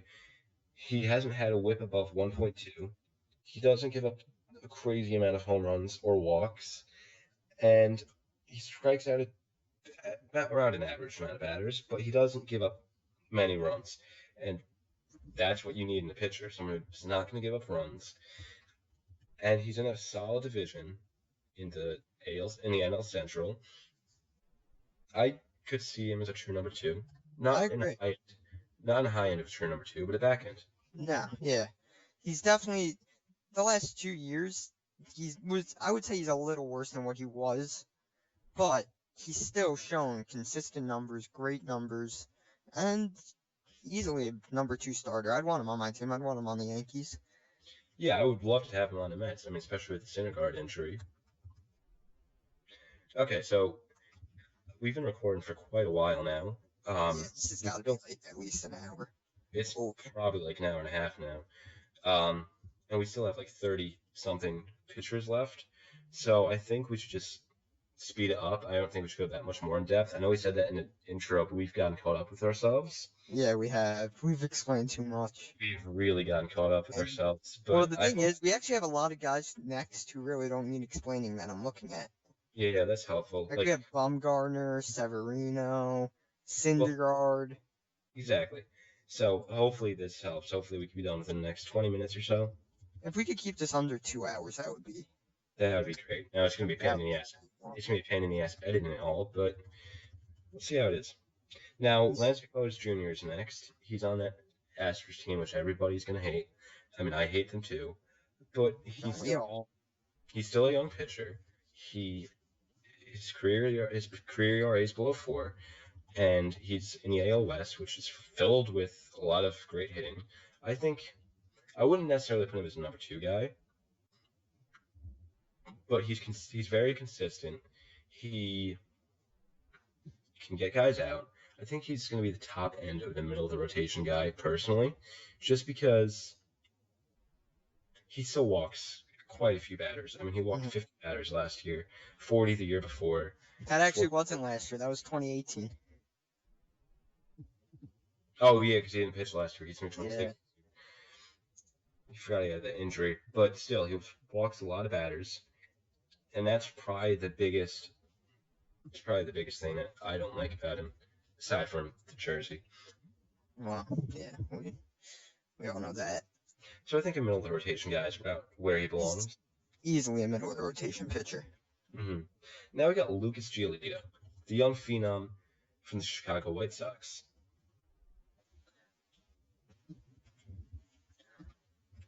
I like Lucas a lot, actually. Me too. I like Lucas Giolito. I think that, I mean, he had a bad year his rookie campaign. There's no denying that. He But then really he went out wasn't there, good up until like last year, literally. 2017, he also didn't have a good year. I mean, he had a good year, but he didn't have that many starts, just like in Yeah, 16. only 7 starts. Then 2018, he had a decent year, but He had a no, not a, 6.13. excuse me, he didn't have a Yeah. decent year. He pitched a lot of games, but he had a bad year. Then last year, he had a pretty solid year. He already around 3.5. Last year, yeah. This is what I don't get. He had 125 strikeouts in 173 innings in 2018, and then in 2019 he had 176 innings and 228 strikeouts. I guess he just started to find his way, and that's really He like brought a the good mark walks for him. down. He brought the earned runs down. He did everything he needed to do. That's a really good mark for him. I think I'll put him at the very top of the middle of the rotation guy, a little better than Carlos Martinez, but I can't justify putting him as a true number 2 starter We just need to yet. see more consistent numbers from him. Exactly, especially because that 2018 season being really bad. Yeah. That's the biggest thing. I mean, we can't really take that hard into account as 2016 and 17 seasons since he only pitched 60 innings total between them. But 2018 and 19 have just been night and day. If he continues to do what he did in 19, he could be a bona fide ace, heck, even a Cy Young caliber guy if he just improves a little bit more. Now here we have Luis Castillo, and he's going to be the ace for the Cincinnati Reds. And I think he has a potential to be a bona fide ace in general, but he's had a lot of issues with both walks and home runs in his career. And although they haven't hurt him too badly just yet, if he can't work on those, they're going to get him. I mean, he had an ERA that was, it was really good last year. His ERA.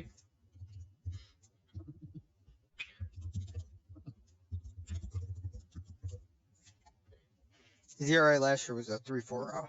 Yeah, 3.40. That's not crazy good, like ground level, but that's still really solid. As a 26-year-old, Yeah. Can be 27 this year. He can still improve that, but I just want to see him get those walk and home run numbers down, especially the home run, because I don't want to see pitchers giving up the long ball, and because that's just the quickest way to giving up runs. I want to see him get both those walk and home runs down, especially the home runs, before I could put him as a bona fide ace. But I'll put him as a true number 2 starter. He's definitely a true number 2. Now here, this might be the most controversial one of the list. This one we might not have agreements on. I don't think we have any agreement. I would put Luis Severino as a true number 2 starter. I don't think he's a bona fide ace just yet, because I know he had the injury concerns a couple of years ago, but he hasn't shown the consistency, especially 2018 I'm referring to, where he could stay healthy throughout the entire year and do well through the entire year. I know he had injury concerns late into August. He still finished with a 3.39. But that's because he was carried by a crazy good first half of the year. His second half, his ERA was above 5, I believe, and he has shown that he's really not a reliable playoff pitcher so far in his career. He has a potential, and when he's on, he is a true star. But personally, I wouldn't be able to put him in a bona fide ace. But let's hear your side of the argument. Well, personally, I might have just a little bit of bias here. Slightly. But in 2017, he had a 2.98. A 2.98. And then in 2018, he had a 3.39. And then he only pitched 3 games last year, but had a 1.50. I think that is insane. It's very, very solid. I just don't think his injury concerns and B, his stamina. His stamina concerns are pretty concerning. And they are. He does have to stay healthy, but he doesn't walk a lot. He strikes out a lot of hitters. I think I could put him into the bona fide ace, but I'll put him at the bottom end of it, because I want to see him do better in the postseason, and I want to see him stay healthy and consistent for a full year before I can truly put him in the midst of people like, Chris Sale, Andrew Ryu, Corey Kluber. I see. All right, Luke Weaver he's going to be 26 this year. He really impressed last year after a disappointing first couple seasons. Even though 2017 wasn't too bad, but he did impress last year with an ERA of 2.94 in a limited season, though. He only pitched 12 games. He had some injuries, and he did strike out a lot of batters, so in those 64 innings, he struck out 69 batters. He's going to be 26 this year. I think that he doesn't have the consistency to put him as a number 2 yet, but he has a potential where he could be the middle of the rotation guy as long as he stays healthy and can develop his consistency. I like Luke Weaver a lot. Actually. I do too, but I don't want to oversell. Yeah, we can't have our own personal bias come into this, so I think he's definitely an easy middle of the rotation guy. Definitely. I think there's no debate there. Now we got Madison Bumgarner. This one might cause a little debate. I think he's still one of the best pitchers in Major League Baseball. Maybe not top 10, but definitely top 15. Top 15, top 20. He's the best hidden pitcher, for what it's worth, in the MLB. His ERA was around 4 last year, so I can't say he's a bona fide ace at this point. But I think he still has what it takes to be a true number 2. He had a little bit of a down year last year, but maybe the breath of fresh air in Arizona will help him out. Arizona is... I was honestly shocked he signed with Arizona. Yeah, me too. I mean, San Francisco to Arizona, they're both still I relatively still say he's one of the best pitchers. left-handers. Definitely, definitely. Honestly. That's got to help him. I say he's a true number 2, right around where James He's probably, Paxton and Rodriguez are. yeah, he would be one of the top number 2 guys for me. Yes. I'm putting him in probably towards the middle of the line there. I think because that's around where I have. He also is a 3-time World Series champ. Not that that really matters for this list. No, not really, but he just also was crazy good during those World Series runs. But yeah, I have him around where Eduardo Rodriguez and James He was Paxton. also MVP in 2014 World Series. So, For what it's worth, I mean, for what it's worth, Mad Bum, great pitcher. yeah, Next guy though, it's going to be Marco Gonzalez from the Seattle Mariners, and he's an interesting guy. He'll be 28, but I don't know what to do with him because he has a decent ERA. It's around 4. He doesn't strike out many batters though, but at the really same relies time, on the ground ball. exactly, and I'm big into that. But at the same time, he 210 hits last year allowed. that's the thing. He gives up a lot of hits. I like the ground balls that he forces, but he gives up a lot of hits in the process. He doesn't give up that many walks though. Yeah, but with the hits, I'd rather a pitcher give up a couple more walks and a couple more hits. Yeah, definitely. Because And by that, I the don't. hit stat, it only shows they all look like singles on here, but it could be doubles, triples, you know. And by the way, Homers. runners advance multiple bases on hits. True. I mean, I'm not saying I'd rather a pitcher have 6 walks and 4 hits, but No, I see what you're saying. Like compared to one-on-one, you'd rather him give up a walk than a hit. yeah, Yeah. in just a very simplified way. But Yeah. I put him in as a middle of the rotation guy. He's not going to be anything. He's generic middle of the rotation guy. Yeah, he's just your average run-of-the-mill guy. He's your generic middle of the rotation. Next we got Marcus Stroman. He was great in Toronto. I mean, his You whole could have career this one. last year. When he came to the Not Mets, all of it them. took him a few starts to get used to the New York vibes. I mean, because New York's completely different from Toronto. First of all, it's a different country. Second of all, it's a biggest market of sports in the entire country. But it took him a while to get his home runs down. After a few starts, he finally settled in. I think he could be a true number 2 starter, but I'm putting him at the back end of it because he needs to show that he could go back to his Toronto self, as he did in late September with the Mets. He showed that he could go back to Toronto, or his Toronto self. But I need to see a little bit more of that in New York and hope that the spotlight doesn't get to him any more than it already has. He needs to stay healthy, too. I mean, 2018, he wasn't able to stay healthy. 2018, it was a big concern, but with the Mets, it wasn't that big of a concern. But that's also something you should worry about. If he gets injured again, that definitely hurts him. I do think, though, I am a big fan of him being on the Mets. Big fan. I am too. I mean, especially with the Syndergaard injury, he'll be a good 2 starter. I just want to make sure his home runs stay down. Yeah, definitely. I think he's easily he can show he could be a number 2 guy. He can, exactly, but he also has some postseason experience under his belt. And he's not bad in the postseason either. But I think he's better than Severino, actually. I think he stays as a true number 2. Still towards the back end of it, though. Yeah, I have him as my last number 2 guy. So do I. The next guy, I think I should take this one. Be my guest. The next guy, Masahiro Tanaka.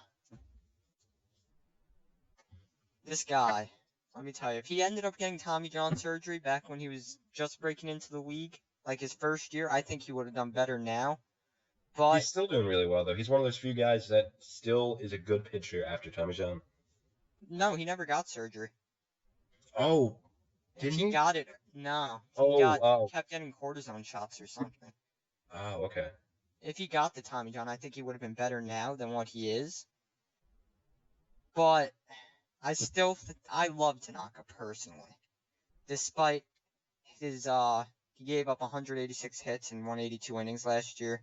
You know, that's a 9.2 hits per 9. Yeah, that's not great. It'd be a little lower, but He doesn't give up He the doesn't run. really strike out as much hitters. However, if we just look at this real quick, Look at the double plays he forces. He forces a lot of double plays. He gets himself into messes, but he gets out of them. this is what I like because I'm a Yankee fan. In 8 starts and 46 innings in the postseason, he has a 1.76. I mean, that's fantastic. That's That phenomenal. speaks It's for a good itself. sample size too. That speaks for itself. He is easily, I wish I could put him higher, but he's a middle rotation guy, generic. You know, I mean, I could see him being a true number two, right around the same caliber as Kyle Hendricks is, though. I honestly would think about putting him up there. I mean, I could that see that, but Kyle Hendricks is still, I would say he's much better than Tanaka. true, true. I mean, I still would put Tanaka in the true number two spot, though. I'm gonna do it just because he's a Yankee. I'm letting Yeah, the I think bias come in I effect right here. The postseason, everything, he could be a number 2 guy. I do think the postseason. I know that he had a little bit of a down year last year, but he was still an all-star. I mean, That he was. still gets a decent amount of strikeouts. His walks aren't high, and the only thing you do have to worry about are the home runs, because with the hits he gets out of them by forcing double plays. He The has hits, great control. the control, that's a huge factor for me too. I hate people that give up walks. 40 walks in 182 innings last year. Mhm. It's That's real. phenomenal. That's phenomenal. I'll put him as a number two because Yeah. he gets out of those jams that the hits cause him. The only thing I'd like for him to tone down is the home runs, but we'll see what he does. Now here we have Matt Andrees from Los Angeles. He's decent. He's nothing special though. I do think he's just your average guy. Not gonna do anything crazy good, but he's not gonna make you. Yeah, he's not gonna make you tear your hair out when he's starting. Is he That's the starting thing. pitcher now?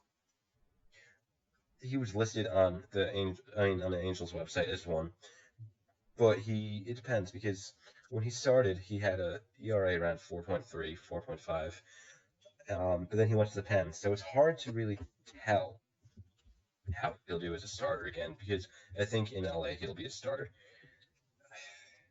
I'm not too sure with this one. Let's just I'm put him gonna as a, put him as a spot starter or back end. actually, yeah, let's do it as a spot starter because that's kind of how he was anyways. Um, in He's really 2008, gonna be that guy. Like if you need him to pitch that day, that's why he's pitching. I mean that's what happened in 2018 when he was in Tampa Bay and Arizona. I mean, he was a Yeah. spot starter with them, and he came out of the bullpen most of the time. And I think he'll be starting a lot more in LA, but it just remains to be seen how he'll do as a starter. Now here we have Matt Boyd from Detroit. You want to take this one? Because Matt I've taken a Boyd. lot of them. I'll take Matt Boyd. Matt Boyd is actually a very interesting pitcher, in my opinion. Because he's one of those guys who's going to strike everyone out. 238 strikeouts in 185 innings last year. However, his ERA was a 4.56, and he has a 4.92 lifetime in 5 years. Yeah, I mean, I think that the ERA is definitely what kills him. And I mean, I know And people are trying to fade away from the ERA, but I prefer pitchers that don't give up runs. I mean, it's pretty simple. he gave up an AL leading 39 home runs last year. I think that's actually an MLB leading. I think it is. That's But his control was actually pretty good. He only walked 50 batters in 185 innings. Not terrible. that's not But terrible, but it's not great either. It's middle of the line, and with everything else, with the 39 home runs allowed, that just gets to me. the back end starter is a low. I mean, the highest I can put He's him. That would be never had a year under a 4.3 ERA. with those home runs. I think spot starter is probably where he belongs, towards the top end, right around where Caleb Smith is. Yeah. But that's where And he's the best pitcher on the Tigers, too. Keep that it's in mind. really, really just disturbing. It is. Next is Max Fried from Atlanta, and he's young. He's only got 3 years under his belt. He's 26. He has a lot of time to improve, and he's shown he's a pretty good starter in the process in his few years. Mm. His ERA last year was around 4. It wasn't great, but I think he's still a middle of the rotation guy. He's shown that he can be reliable. He had an ERA below 3 the year before. His consistency is a little bit of concern, but I think he's a middle of the rotation guy just based off of last year and just taking his consistency into consideration. I think I honestly think he'll improve to be one of the top pitchers in baseball. Top I think he lefties, will in my too. opinion.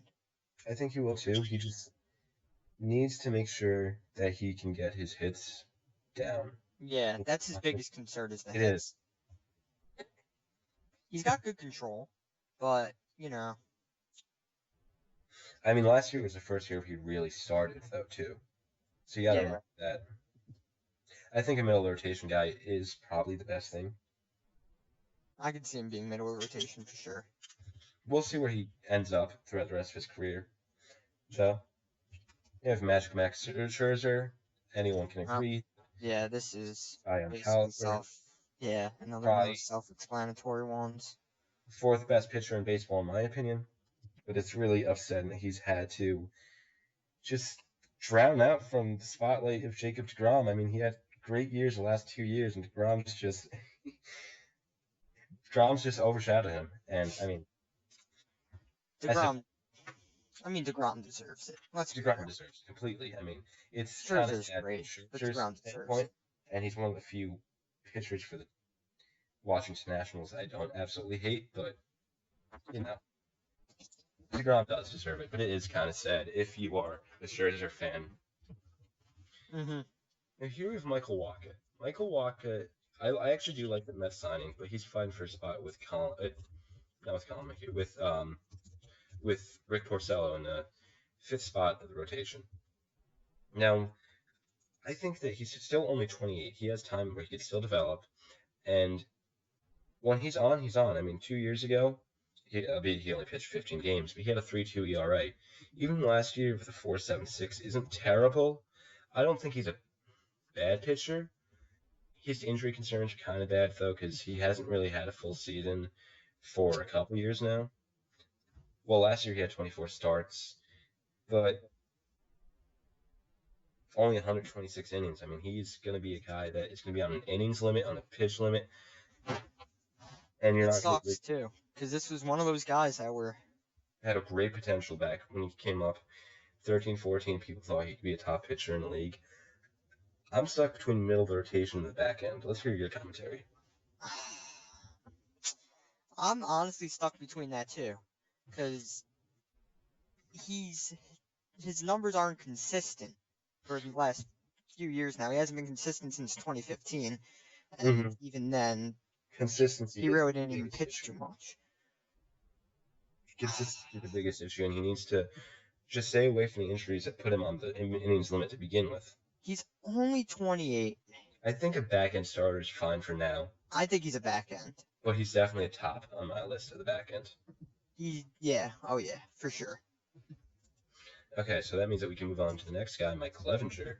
And Mike Clevenger is really young. He's entering his fourth year in the league. He had a 2.71 last year. He's entering his fifth year in the league, excuse me. But he's 29. That's the biggest thing with me. He was old when he came up. However, he's still been fantastic.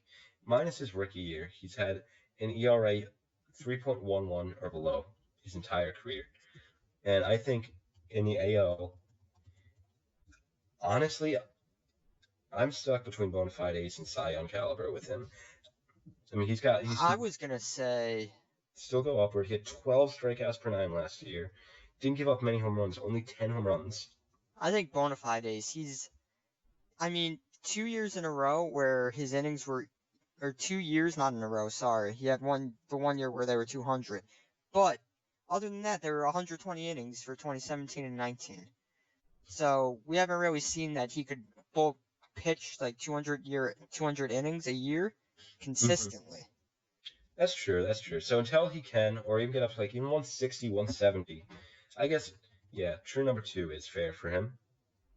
He's definitely high up on that list too. Or I mean, not true number two. Excuse me, Bonafide Ace. He's definitely high up there.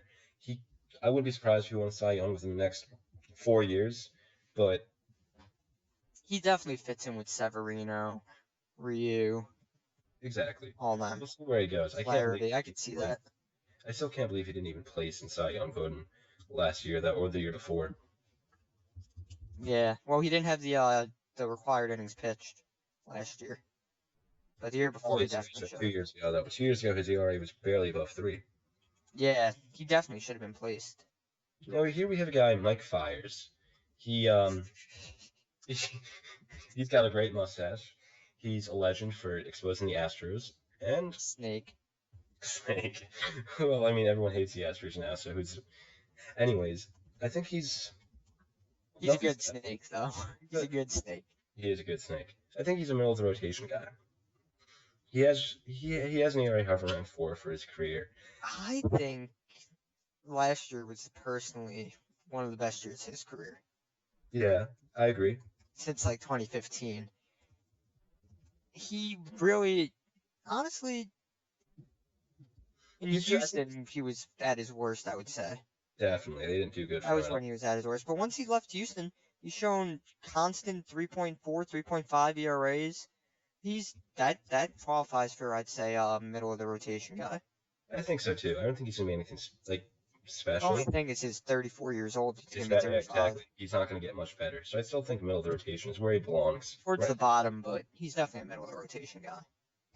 All right, so let's look at Fulton next. Mike Fulton-Awitz. I mean, when I said the game where they started the guy and he gave up 9 runs, it was Fulton. It wasn't Cosman. Oh, okay. That was my apologies. All good, all good. Now Fulton, I don't know. He had that one good year, but aside from that, he hasn't been a good starter. I mean, he's been in the league for 6 years now, so he's had time to prove himself. But he really, aside from 1 year, I'd say. Aside from 2018, he hasn't. Now that good year has shown that he has potential. He's still in his late 20s, where he has time to go back to his prime, show what he can do. So I wouldn't necessarily put him as a back-end starter. No, I'd say he's middle of the rotation. He had one excellent year, and other than that, he was what I would say is back end. Yeah, but that so year let's even it out and let's call it middle of the rotation. Yeah, because that year shows that he has the potential to be a pretty good pitcher. Yeah. I mean, another pretty good pitcher is coming up next. Mike Leake. He's pitching in Arizona now. Mike Leake is going to be pretty old now, though. He's going to be entering his age 32 season, and his ERA has been consistently above 4 for the whole better half of this decade. He's nothing special. I mean, he'll do the job that he needs to do. He gets those innings in. He's a consistent 180 inning guy a year. Exactly. He pumps those innings out. But he allows a lot of hits. He doesn't strike many guys out, and he allows a lot. He's one of those guys who relies on the ground ball. And I still do like that, and it allows him to get those innings in because those 2 quick outs are just like that. But I'm leaning towards a back-end starter. Yeah, I'd put him at back end. Like a 4, though. Like solid 4. It's not like he's like a 4. He's one of the better back end starters. Right around where Walker would be if Walker stays healthy. You know, it's his age, and when he was with Cincinnati, he was definitely in the middle of the rotation guy, for sure. But now he's getting worse. He's giving up too many hits. That's the thing. I will say he has great control. My God. 27 walks in 197 innings. Yeah, his control is great, but his strikeouts. However, he allowed for the combined most home runs in the MLB between the AL and the NL with 41. That's not going to fly with me. So that definitely stays back-end starter. Next, we got Mike Minor, and Minor had a fantastic year last year. I mean, he was an all-star. He actually placed 8th in Cy Young voting. Even before that, a couple of years, he had a 2.55 when he did 1 year. He was with Kansas City. It's just he's going to be 32 this year. He hasn't lived up to the potential that he had originally when he was called up by Atlanta. But I think he's a solid number 2. I think he's a solid number 2. Even though he's getting up there in age, when he's 32, he had a 3.59 in the AL Central last year. He walked a decent amount of batters, but he didn't give up that many hits, and he got out of his jams when he needed to. His whip is a 1.23, which is, again, around. I mean, it's a little better than average, which does support putting him at the true number 2.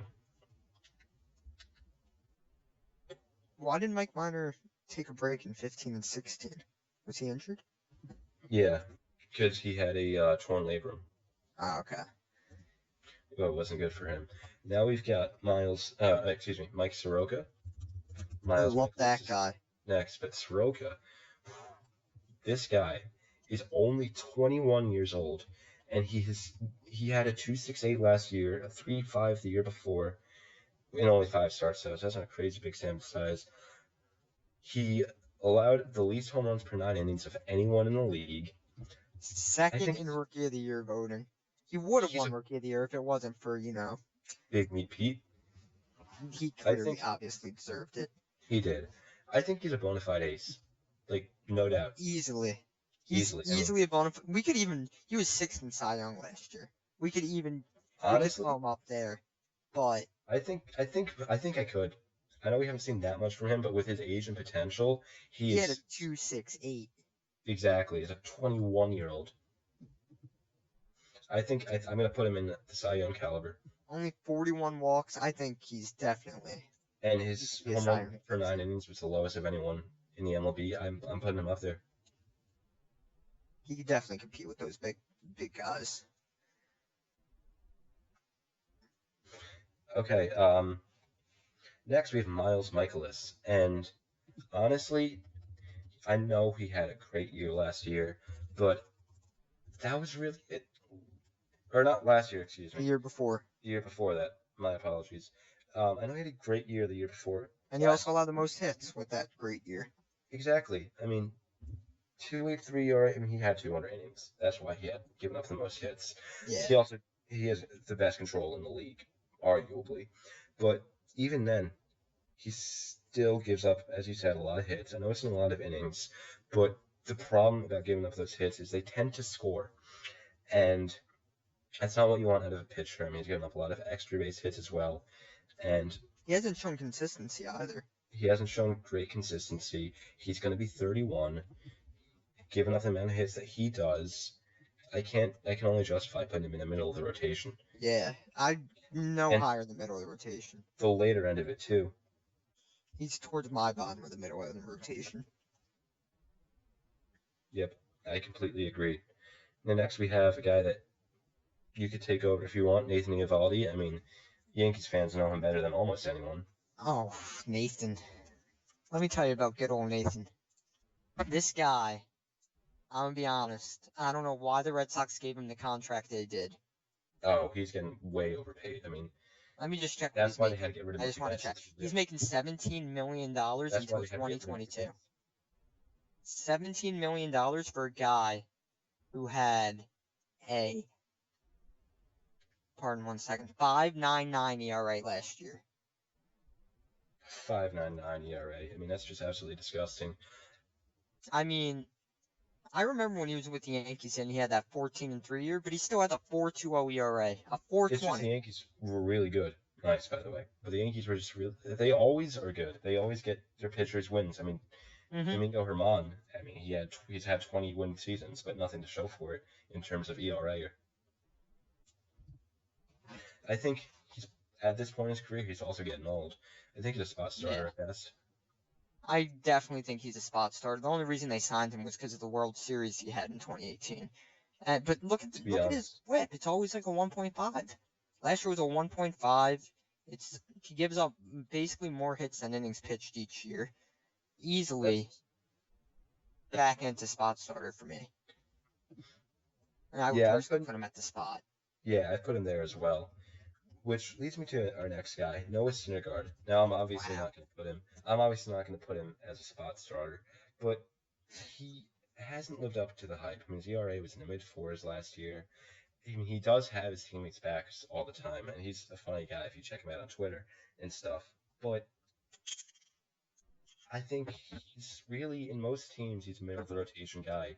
He throws hard. I mean, he has a good slider, but he still gives up the runs. I can't believe you said that. His home runs were really up last year, and if I'm being honest, he's just a middle of the pack guy. He's just not doing it for the Mets. the way that we expected him to do. We expected him to be the number 2 behind DeGrom, or actually at the time behind Matt Harvey, and he hasn't lived up to the hype as much as we would have liked him to. Matt Harvey, that's a story for another day. That is another story for another day. Not a Trevor story, but definitely not a Trevor story. Personally, I'm pretty surprised you said Syndergaard should be in the middle of the rotation. yeah, I know. I wouldn't say that myself. I'd say he's a true number 2. Would you really? I personally would. I think despite last year, he did have the 4.28. It was high last year. We all know that. It was, and his home runs were up. That was a big part of the reason. The home runs were, oh my god, yeah. However, I think that he is going to get, what, his second... Did he have Tommy John in 2017? What was he out for? I don't remember. He was out for something. But... it was a torn muscle in his... Yeah, it was just a torn muscle in his right lat. Okay. But still, I mean, I think despite last year, he has shown he could still be a top pitcher in the MLB. Last year, I would say, is his 1 year, and he's still 27 years old. I personally still think, well, he is getting Tommy John now, so that is kind of... Yeah, that's another... You don't know how he's going to recover after Tommy John. You're right. Before last year, his ERA, his worst ERA was 3.24 in his rookie year. I will put him as a true number 2, but at the very back end, behind Stroman. I think that last year just had a bad taste in my mouth, and his home runs were up, but we'll see how he comes back from Tommy John. I think we're putting Tanaka at number 2. We have to put Syndergaard there. That's a good point. And if you look at his FIP was only a 3.6. I mean, his fielders didn't help him one bit. I mean, he still pitched 200 innings last year, 50 walks, not bad. Yeah, he's a workhorse. Now, that brings us to Patrick Corbin. Patrick Corbin is one of the best southpaws in the game, even to this date. That is true. I don't know if I could put him in the likes with Hyun-Jin Ryu and Chris Sale, though. I think he's a true number 2, but one of the best true number 2s in the MLB. I think, because when you look at him with the Nationals, he's their number 3 guy. Exactly. I mean, and that's gotta hurt, honestly. That does gotta hurt. He could be a number 1 on any other team other than like the Yankees, the Mets, Mm-hmm. And other teams with like those top Cy Young pitchers. But I mean, honestly, I might have to put him at number 2. Yeah, I think he did have his most walks of his career last year at 70. Yeah, his ERA is always around the mid-3s. That's another thing. He's shown consistency. He has shown a lot of consistency, but I still wouldn't put him with the likes of Ryu and Sale. Yeah, he's not Chris Sale level. Chris Sale's not the best. I would say Chris Sale is probably top 3 lefty starters. Yeah, I have him. He's probably my 3rd. I have Snell and Ryu. Corbin's like 4 or 5. Yeah. So next, I think we're going to have Rick Porcello, and honestly, I think he's a spot starter. I mean, that's probably what the Mets are going to have him as, depending on if he or Waka wins the number 5. The other will be in the bullpen and a spot starter if needed. I think Waka is better than him, so that's why we have him in the back end. And Porcello, I mean, he did have a Cy Young, but Verlander deserved it that year. Everyone knows that. And I still don't get why he won. I don't know either. I mean, Porcello's coming off a 5.52 year. He's going to be 31. He has a 4.36 ERA lifetime. I mean, he gives up a lot of home runs. I think he's a spot starter at best, if I'm being fair. I think he's going to get worse, too, honestly. Oh, yeah. I mean, he's in his 30s now, 31 years old. So that brings us to Robbie Ray. Another guy like Matt Boyd. I mean, he's another lefty. He's 28, and he's had a few good years. I mean, he had a 2.89 in 2007. He's one of those guys who relies on the strikeout. Exactly. I mean, he strikes out a lot of batters, but at the same time, he walks a lot of batters, too. 84 walks in 174 innings. He walks and strikes out a lot of batters, so he's not reliant on anything else. We've seen the ERA decrease, too, over the last 3 years. Mm-hmm. But the ball doesn't get put into play that much with him as compared to other pitchers. I think he's probably just a high strikeouts per 9. He's the middle of the rotation guy, and his pitch out's going to get up there pretty quickly. He's going to force you to rely on your bullpen more often than not. I think he's just a middle of the rotation guy. Strikeouts are really good, but I don't like how much he forces the bullpen to come out and work. I don't like his walk numbers. I mean, his walk numbers are over 4 per 9, Mhm. and his ERA is over 4 for his career. Yeah. Next, we got Sandy Alcantara for the Marlins, and honestly, I think he has a potential to be one of their best pitchers this decade, aside from Jose Fernandez. I know it's not saying that much, but It sucks because we probably would have seen Jose Fernandez in that Cy Young caliber too. it really does. Rest in peace, man. And I think this guy will be their best pitcher personally. this is gonna be his third or his second full season in the league. No And relation to Amy Alcantara, just putting that out there. no relation at all. This is gonna be his fourth year in the league. He's gonna be 24. He doesn't strike out many batters. His walks have come down over his career, his couple years, and Still walked 81 batters last year, but he also had 200 innings in that span. yeah, true. I think he's For got a the potential. 23-year-old, I think he'll be actually better next year. I think he has potential to be an ace, but he's not one yet. I think he's a middle of the rotation guy. Yeah, Albeit we haven't seen anything to put him at number 2 yet. he's up there in the middle of the rotation, though. I put him probably near like Kyle Freeland. Kyle Freeland, yeah. Okay. I thought you said Kyle Hendricks for a second, No, and no, then no. I realized he wasn't even in the middle of the rotation, yeah. Okay. Next we have Sean Manaea. I mean, he's most known I'm a big for his fan of him. What? I'm actually a big fan of Sean Manaea. I'm a big fan of him too. He's still really young. I mean, I believe he's highly underrated. I do too. I mean, he had that no hitter. He only pitched 5 games last year, but did really well in those. He has a 3.77 career ERA. Only thing is, he's 28 entering his 5th year. That's kind of He old. is. But He is a southpaw, though. he's a good lefty. Strikes out a decent amount of batters. Doesn't walk too many. And when he's healthy, he gets you 150, 160 innings, which is solid. And he really stays away from giving up the long ball and giving up that many hits. So I'll put him Great control. great control. Doesn't strike out many batters, but he relies on getting the ball in play, ground balls, and Low I whip. think I mean, I think we put him at a true promote him. number 2. That's what I was going to say, yeah. Yeah, I think that's a fair spot for him. And now we have the All-Star Game MVP, Shane Bieber. Now, originally, I kind of thought he was a bit overrated, but as I watched him So did I. as I watched him play out through the rest of the year, I've actually come to terms with the fact that he's a solid pitcher. He might be underrated, actually. Honestly, he's only going to be 25. I mean, his rookie year wasn't great. It was just, your run-of-the-mill year. But he had 2 complete game shutouts last year. Mm-hmm. 3 complete games. He had an ERA of 3.28. He walked. He had the lowest strikeouts per 9 of anyone in the league. He had 11 strikeouts per 9. So he's got great control. His whip was below 1.1. Honestly, call me crazy, but I might want to put him towards a bona fide ace. I was going to say bona fide ace, too. I mean, 259 strikeouts in 214 innings. That's crazy. And he This has the guy's lowest insane. strikeout. I'm excited to see what he's going to do. Excuse me, not lowest strikeout. He has the lowest walk rate of anyone in the MLB last year. I'm very excited to see what he's going to do. Me too. Not many people get shutouts either. He had 2 last year. 40 walks, ERA. 40 in 214 innings. It's absolutely insane. That is nuts. It might be a little early to say that he's bona fide ace, but I don't really care. Yeah, I'm throwing him up there. I'm throwing him up there as well. And we have Sonny Gray. He's an interesting pitcher. I mean, you can take the reins here, as I'm sure you have something to say about him.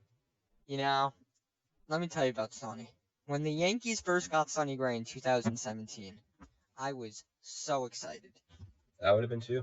I was like, oh my god, we're going to go to the postseason. I think they did go to the postseason in 2017. They lost, but, Still, you thought he was a key piece of it. Especially I thought he was going to be that piece. He was that guy who was going to bring us into the World Series and get it done. He was going to bring us our 28th championship.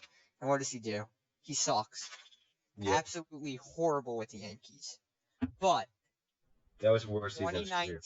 2019, he spent 1.5 years with the Yankees, and it's a horrible time with the Yankees.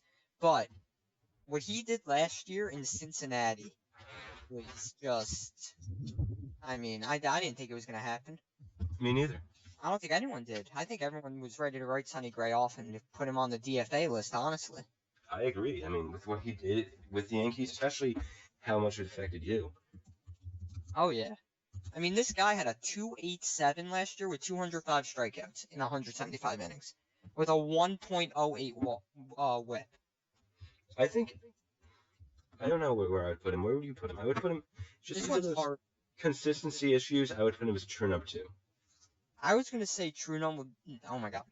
True number 2 to middle of the rotation. Last year's stats are bona fide ace stats, but we haven't seen the consistency from him. Yes, but I don't think the consistency is enough to put him as a middle of the rotation guy necessarily. He would definitely be the best middle of the rotation guy. So I think he should get the bump to number 2. Right around where Noah Syndergaard is and Marcus Stroman. I'll put him in between those two. I mean, what he did last year was just phenomenal, especially for his standards when you take that into consideration. Especially for his. Now we have the guy that was the most highly touted pitcher probably this decade, Steven Strasburg. And he's, I mean, without a doubt, a bona fide ace. Really, you don't have to say anything more about him. Yeah. I think everyone, he comes without any explanation why. You put a bona fide ace on him? That's all you're saying for him? I think so. Because his ERA doesn't fall into twos that often, and for me, most of the time, Cy Young needs to have an ERA in the twos. You are right. He has never actually been. Wait. Sorry, Baseball Reference took me to a completely different Steven Strasburg. It said drafted by the New York Yankees, and I was like, huh? Since 2012, he only had one season with an ERA in the twos. Remember how highly touted he was?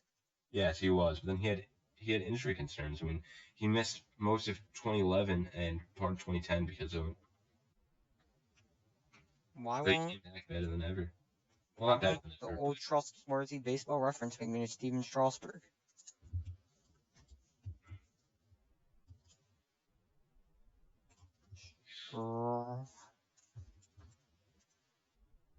Yeah, I'd say he's definitely a bona fide ace.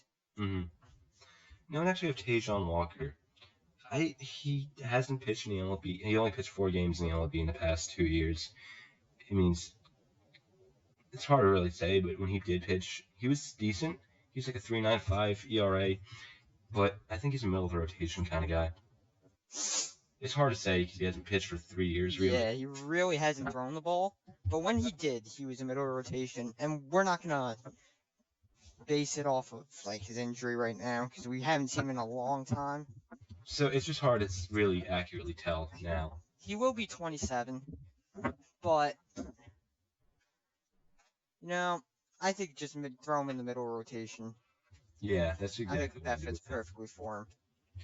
Now here we get a good old Tanner Roark, and he was a really, really good pitcher in Washington.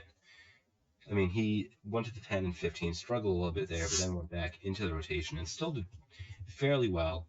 Then 6-17, he had a down year, 4.67, and he hasn't really come that much back since then. His ERA's in the middle of the 4s. So because of that and how it's been pretty consistent in the middle of the 4s for the past few years, I think he belongs as probably a middle of the rotation guy. Yeah, definitely. Especially now he had one good year, I'd say, literally, and then he's been consistent for 2 good years, mid-4 ERA. Yeah, he did have 2 good years. You're right, but even in between those years, he had 1 bad year. Yeah. So that brings us to Trevor Bauer, and Bauer I love that guy. I love him too. I know a lot of people get rubbed the wrong way by him. I love his media presence. He's really funny. I mean, I listened to his podcast a while ago about Are you subscribed to his YouTube channel? Yeah, Watch Momentum, right? Great channel. Yep. Not better than our channel's gonna be, but nah. got the potential to be a really good pitcher. I mean, we saw that in 2018, his All-Star year, but that was his only really good year. I hate to say it. I hate to say He's highly it. overrated, I'd say. Yeah, I mean, I was coming into this thinking true number 2, but I looked at his stats more. I'm like, he's towards the back end of a middle of the rotation guy because he really only had that one great year. He's one of those guys who relies on the strikeouts. Yeah, he really, But really if you look at him last year with Cincinnati, he did horrible. He did, exactly. I don't think he liked horrible. to change the pace. We'll see how he adjusts to it because now he's starting to figure it out. I think he kind of wants to be that like number 2 kind of guy though, and I'm not sure that's what he's gonna be. I think he thinks of himself as the number 1 pitcher in baseball, personally. He does. He's very self-centered, and I think that is actually part of the reason he's struggled in Cincinnati because he's really like the number 3 pitcher out there. At least in Cleveland, he knew Kluber was a Cy Young caliber person anyways, so he knew his place out there. But I think he thinks he's the best pitcher in Cincinnati. I think that's what really hurts him because it hurts his ego, seeing himself as a number 3. I think he's a middle of the rotation guy with these numbers. Mm-hmm. But yeah, definitely. So next we'll have Trevor Williams, another member of the Pittsburgh Pirates organization. And honestly, I feel bad for the Pirates. They just don't have good pitchers. I mean, I know he's just going to be their number 3. They did have one guy who's pretty good at the pen. We're not going to talk about that. Mark Melanson was when I had him. I was talking about someone else. Oh, well, I mean, Melanson was a couple years ago now, but who are you talking about now? Felipe Vasquez. Oh, yes, but he has all those charges behind him. So I kind of try to push him out of my mind and talk about him because he's a pretty disgusting human being. He's a horrific person. Yeah. We at Double State do not condone any of that behavior, by the way. No, Double State does not condone any of that behavior. Horrible, just horrible things he did. Anyways, back to topic. Trevor Williams, I think he had one good year with a 3.11, but aside from that, he's nothing special. I mean, he's going to be 28. Last year was horrible. Last year at a 5.38, but that's... Yeah. A 1.4 whip. Other than 2018, his whip has been honestly horrible. Yeah, he is not... I don't think 2018 is one good year, I'd say. Yeah, aside from that, he's had 3 not so good years. I put him as a spot starter, to be honest, because I'd say he's back end. He's 20. He is 28. He's gonna be. I think I could see him as a back end because he does show that he can be there every once in a while if he needs to. Like 17 and 18 were decent enough, but 16 and 19 show him as not a middle of the rotation guy. Yeah. If you know what I'm saying. And 17 and 18 keep him away from being a spot starter. And then we'll have some Tyler Glasnow. The next guy I'm a huge fan of, even though he's on the Rays. Well, let's hear it. Let's hear why you're a huge fan of him. You want to know why I'm a huge fan of this guy? I would love to know why you're a huge fan of this guy. One, because the Pittsburgh Pirates made the worst trade in history by trading him. Yep, they did. And 2... Well, to be fair, he was terrible before he got traded. He was terrible, I'm not going to lie. He had a 5.79 ERA with the Pirates in 3 years. But this guy was probably, if you look at his minor league numbers, he posted a below 1 ERA, not below 1, below 2 ERA consistently. Yeah. And you gotta trust those. And you look last year, he was lights out. Last year, he was a 1.78. I think he was only in 12 starts. Problem. But because he got hurt. But he was gonna be the Cy Young candidate up until he got hurt. That's true. I think just because of the injury, we can't put him in the Cy Young caliber. No, definitely not. 1.58 is fair, right near where Shane Bieber is. I would say true number 2, honestly. Would you? Yeah. I would, because he only had that one good year, really, in the major leagues. True, other than that, it was... Year. It wasn't a full year. Yeah. Well, he was looking phenomenal, and we'll see how he does. He got hurt after it, so we don't know how he's going to come back. We'll see how he does. He's going to be 26 this year. I have a lot of hope for him. I think he could be a top pitcher in baseball very soon. Oh, yeah. But we just don't know for sure right now. Now, Wade Miley, I'm actually a really big fan of, personally. Wade Is that Miley, so? yeah, it is. I mean, he had a great second half of the year last year. His ERA was, I believe, in the twos, if not the ones, if I'm not mistaken, for the second half of the year. He started off pretty slow, but he still ended with an ERA below 4 in the AL. That's solid. The year before that, he had a 2.57. I know he Is had he a still couple down working with years. Astros? I didn't know that. Yeah, he was I thought he last was year. He was acquired their after the three, deadline. Huh? Okay. and he had a few bad years before 2018, but that was with Baltimore. I don't really fault him for that. And I think he's probably a top end middle of the rotation guy. I mean, he's a lefty He's definitely too. middle of the rotation. I'm tempted to put him as a number 2 because he was solid for the Only last thing few is his years. age, but I wouldn't say he's number 2 yet. Yeah, exactly. He, Except he's 33. He's gonna be on the downfall, starting very I soon. don't think he'll be as good as he was last year, even 2018 with Milwaukee. Yeah. I think what he did with Milwaukee was honestly, I actually remember that. That was very good. Mm-hmm. That was actually amazing. Let me see what he did in the postseason with them. He was actually amazing in the postseason too. In 5 starts, he has a 2.08. So he's definitely a middle of the rotation in my mind. But on the top end of it. Yeah.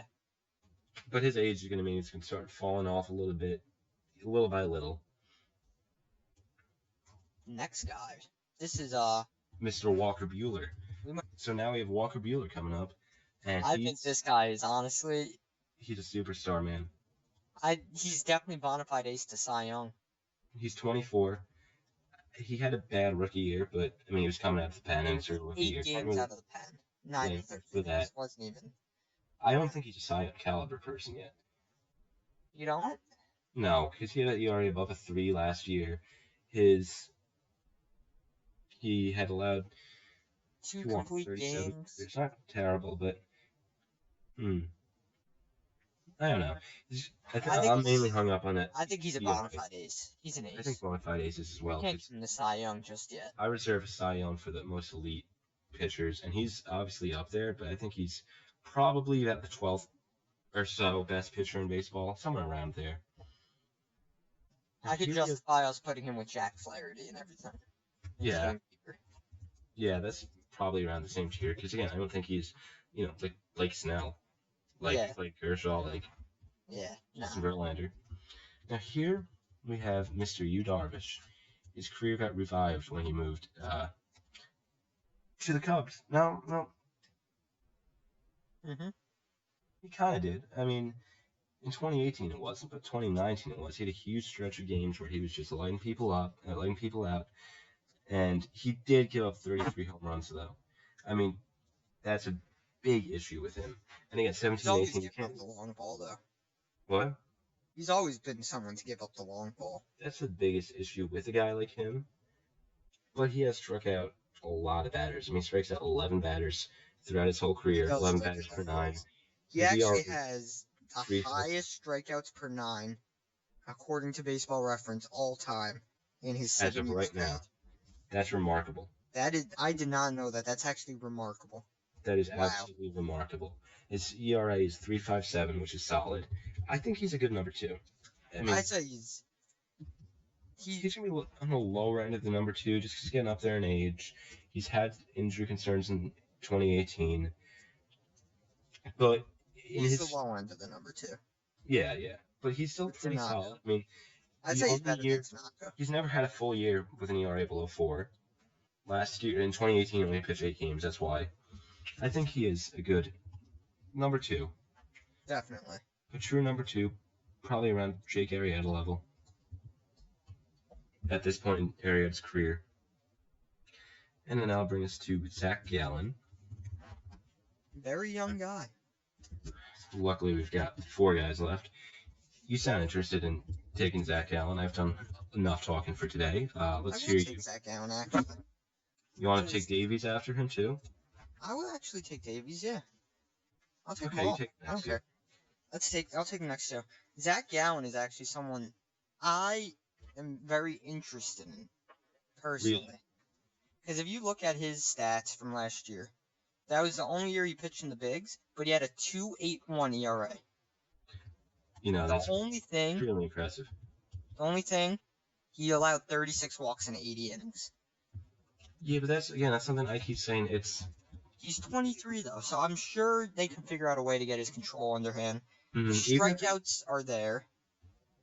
even if it's not brought down to like 3 walks per 9, I mean, it's something that you can continue to work on throughout your career. Exactly. He has a 10.8 strikeouts per 9. I honestly didn't even know he was with Miami for half of last year. It's I guess a he shame was. that they got rid of him because I don't know why they did, but cheaters. Who did they get for him? Let me see. Jazz. Oh, they got Jazz Chisholm. Actually, that's why. Yeah, but I still Jazz think Chisholm is going to be. I wouldn't have traded Gallen away. He's still really young, and it's going to be a great pitcher. Yeah, you're right. I'll listen to where you'll put him. See, this is hard because he only has 15 games, and Exactly. they're great numbers in 15 games. So I honestly don't think we really have enough to put him at the Cy Young bona fide ace or even number 2. I would just put him in the middle rotation. But I'll put him at the top of the middle rotation in that case, and if anyone's still watching, it'll be like an asterisk next to it. If those numbers stay the same, he'll definitely be a Cy Young caliber or bona fide ace. But it's just too young to tell. Early 12. Only 15 games, and they were a great 15 games. I would put you at a Cy Young caliber, but it's just not enough to tell. Exactly. And you could take Davies. Zach Davies. Yes.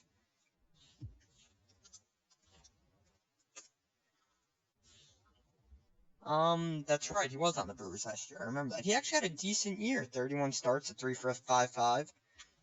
Mm-hmm. He did. His thing is he was another pitcher, ground ball pitcher. Only 102 strikeouts though, in the 160 innings he pitched. Not great, but not terrible.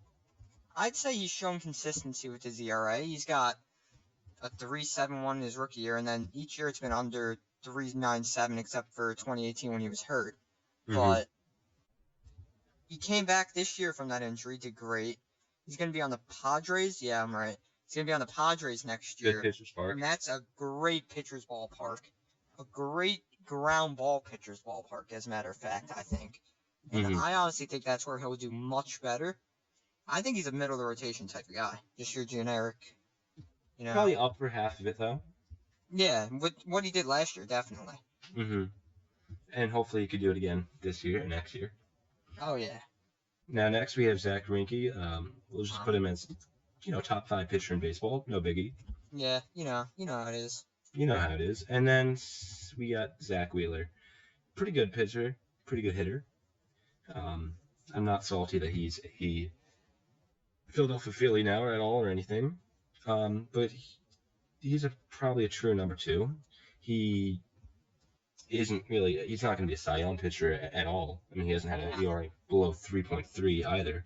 So he's not going to be. I think he'll be good on the Phillies. Bona fide ace. He'll be really good on the Phillies, but he'll probably take a 3rd spot behind Aaron Nola and Jake Arrieta there. Yeah. But I'm going to put him as a true number 2 because he definitely, aside from 2017, he had a really down year, but he bounced back from all that, and ever since his walks have been down, his hits given up have been down, and his home runs have been down.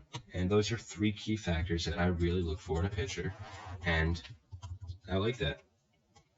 And I think that's going to conclude our tier list.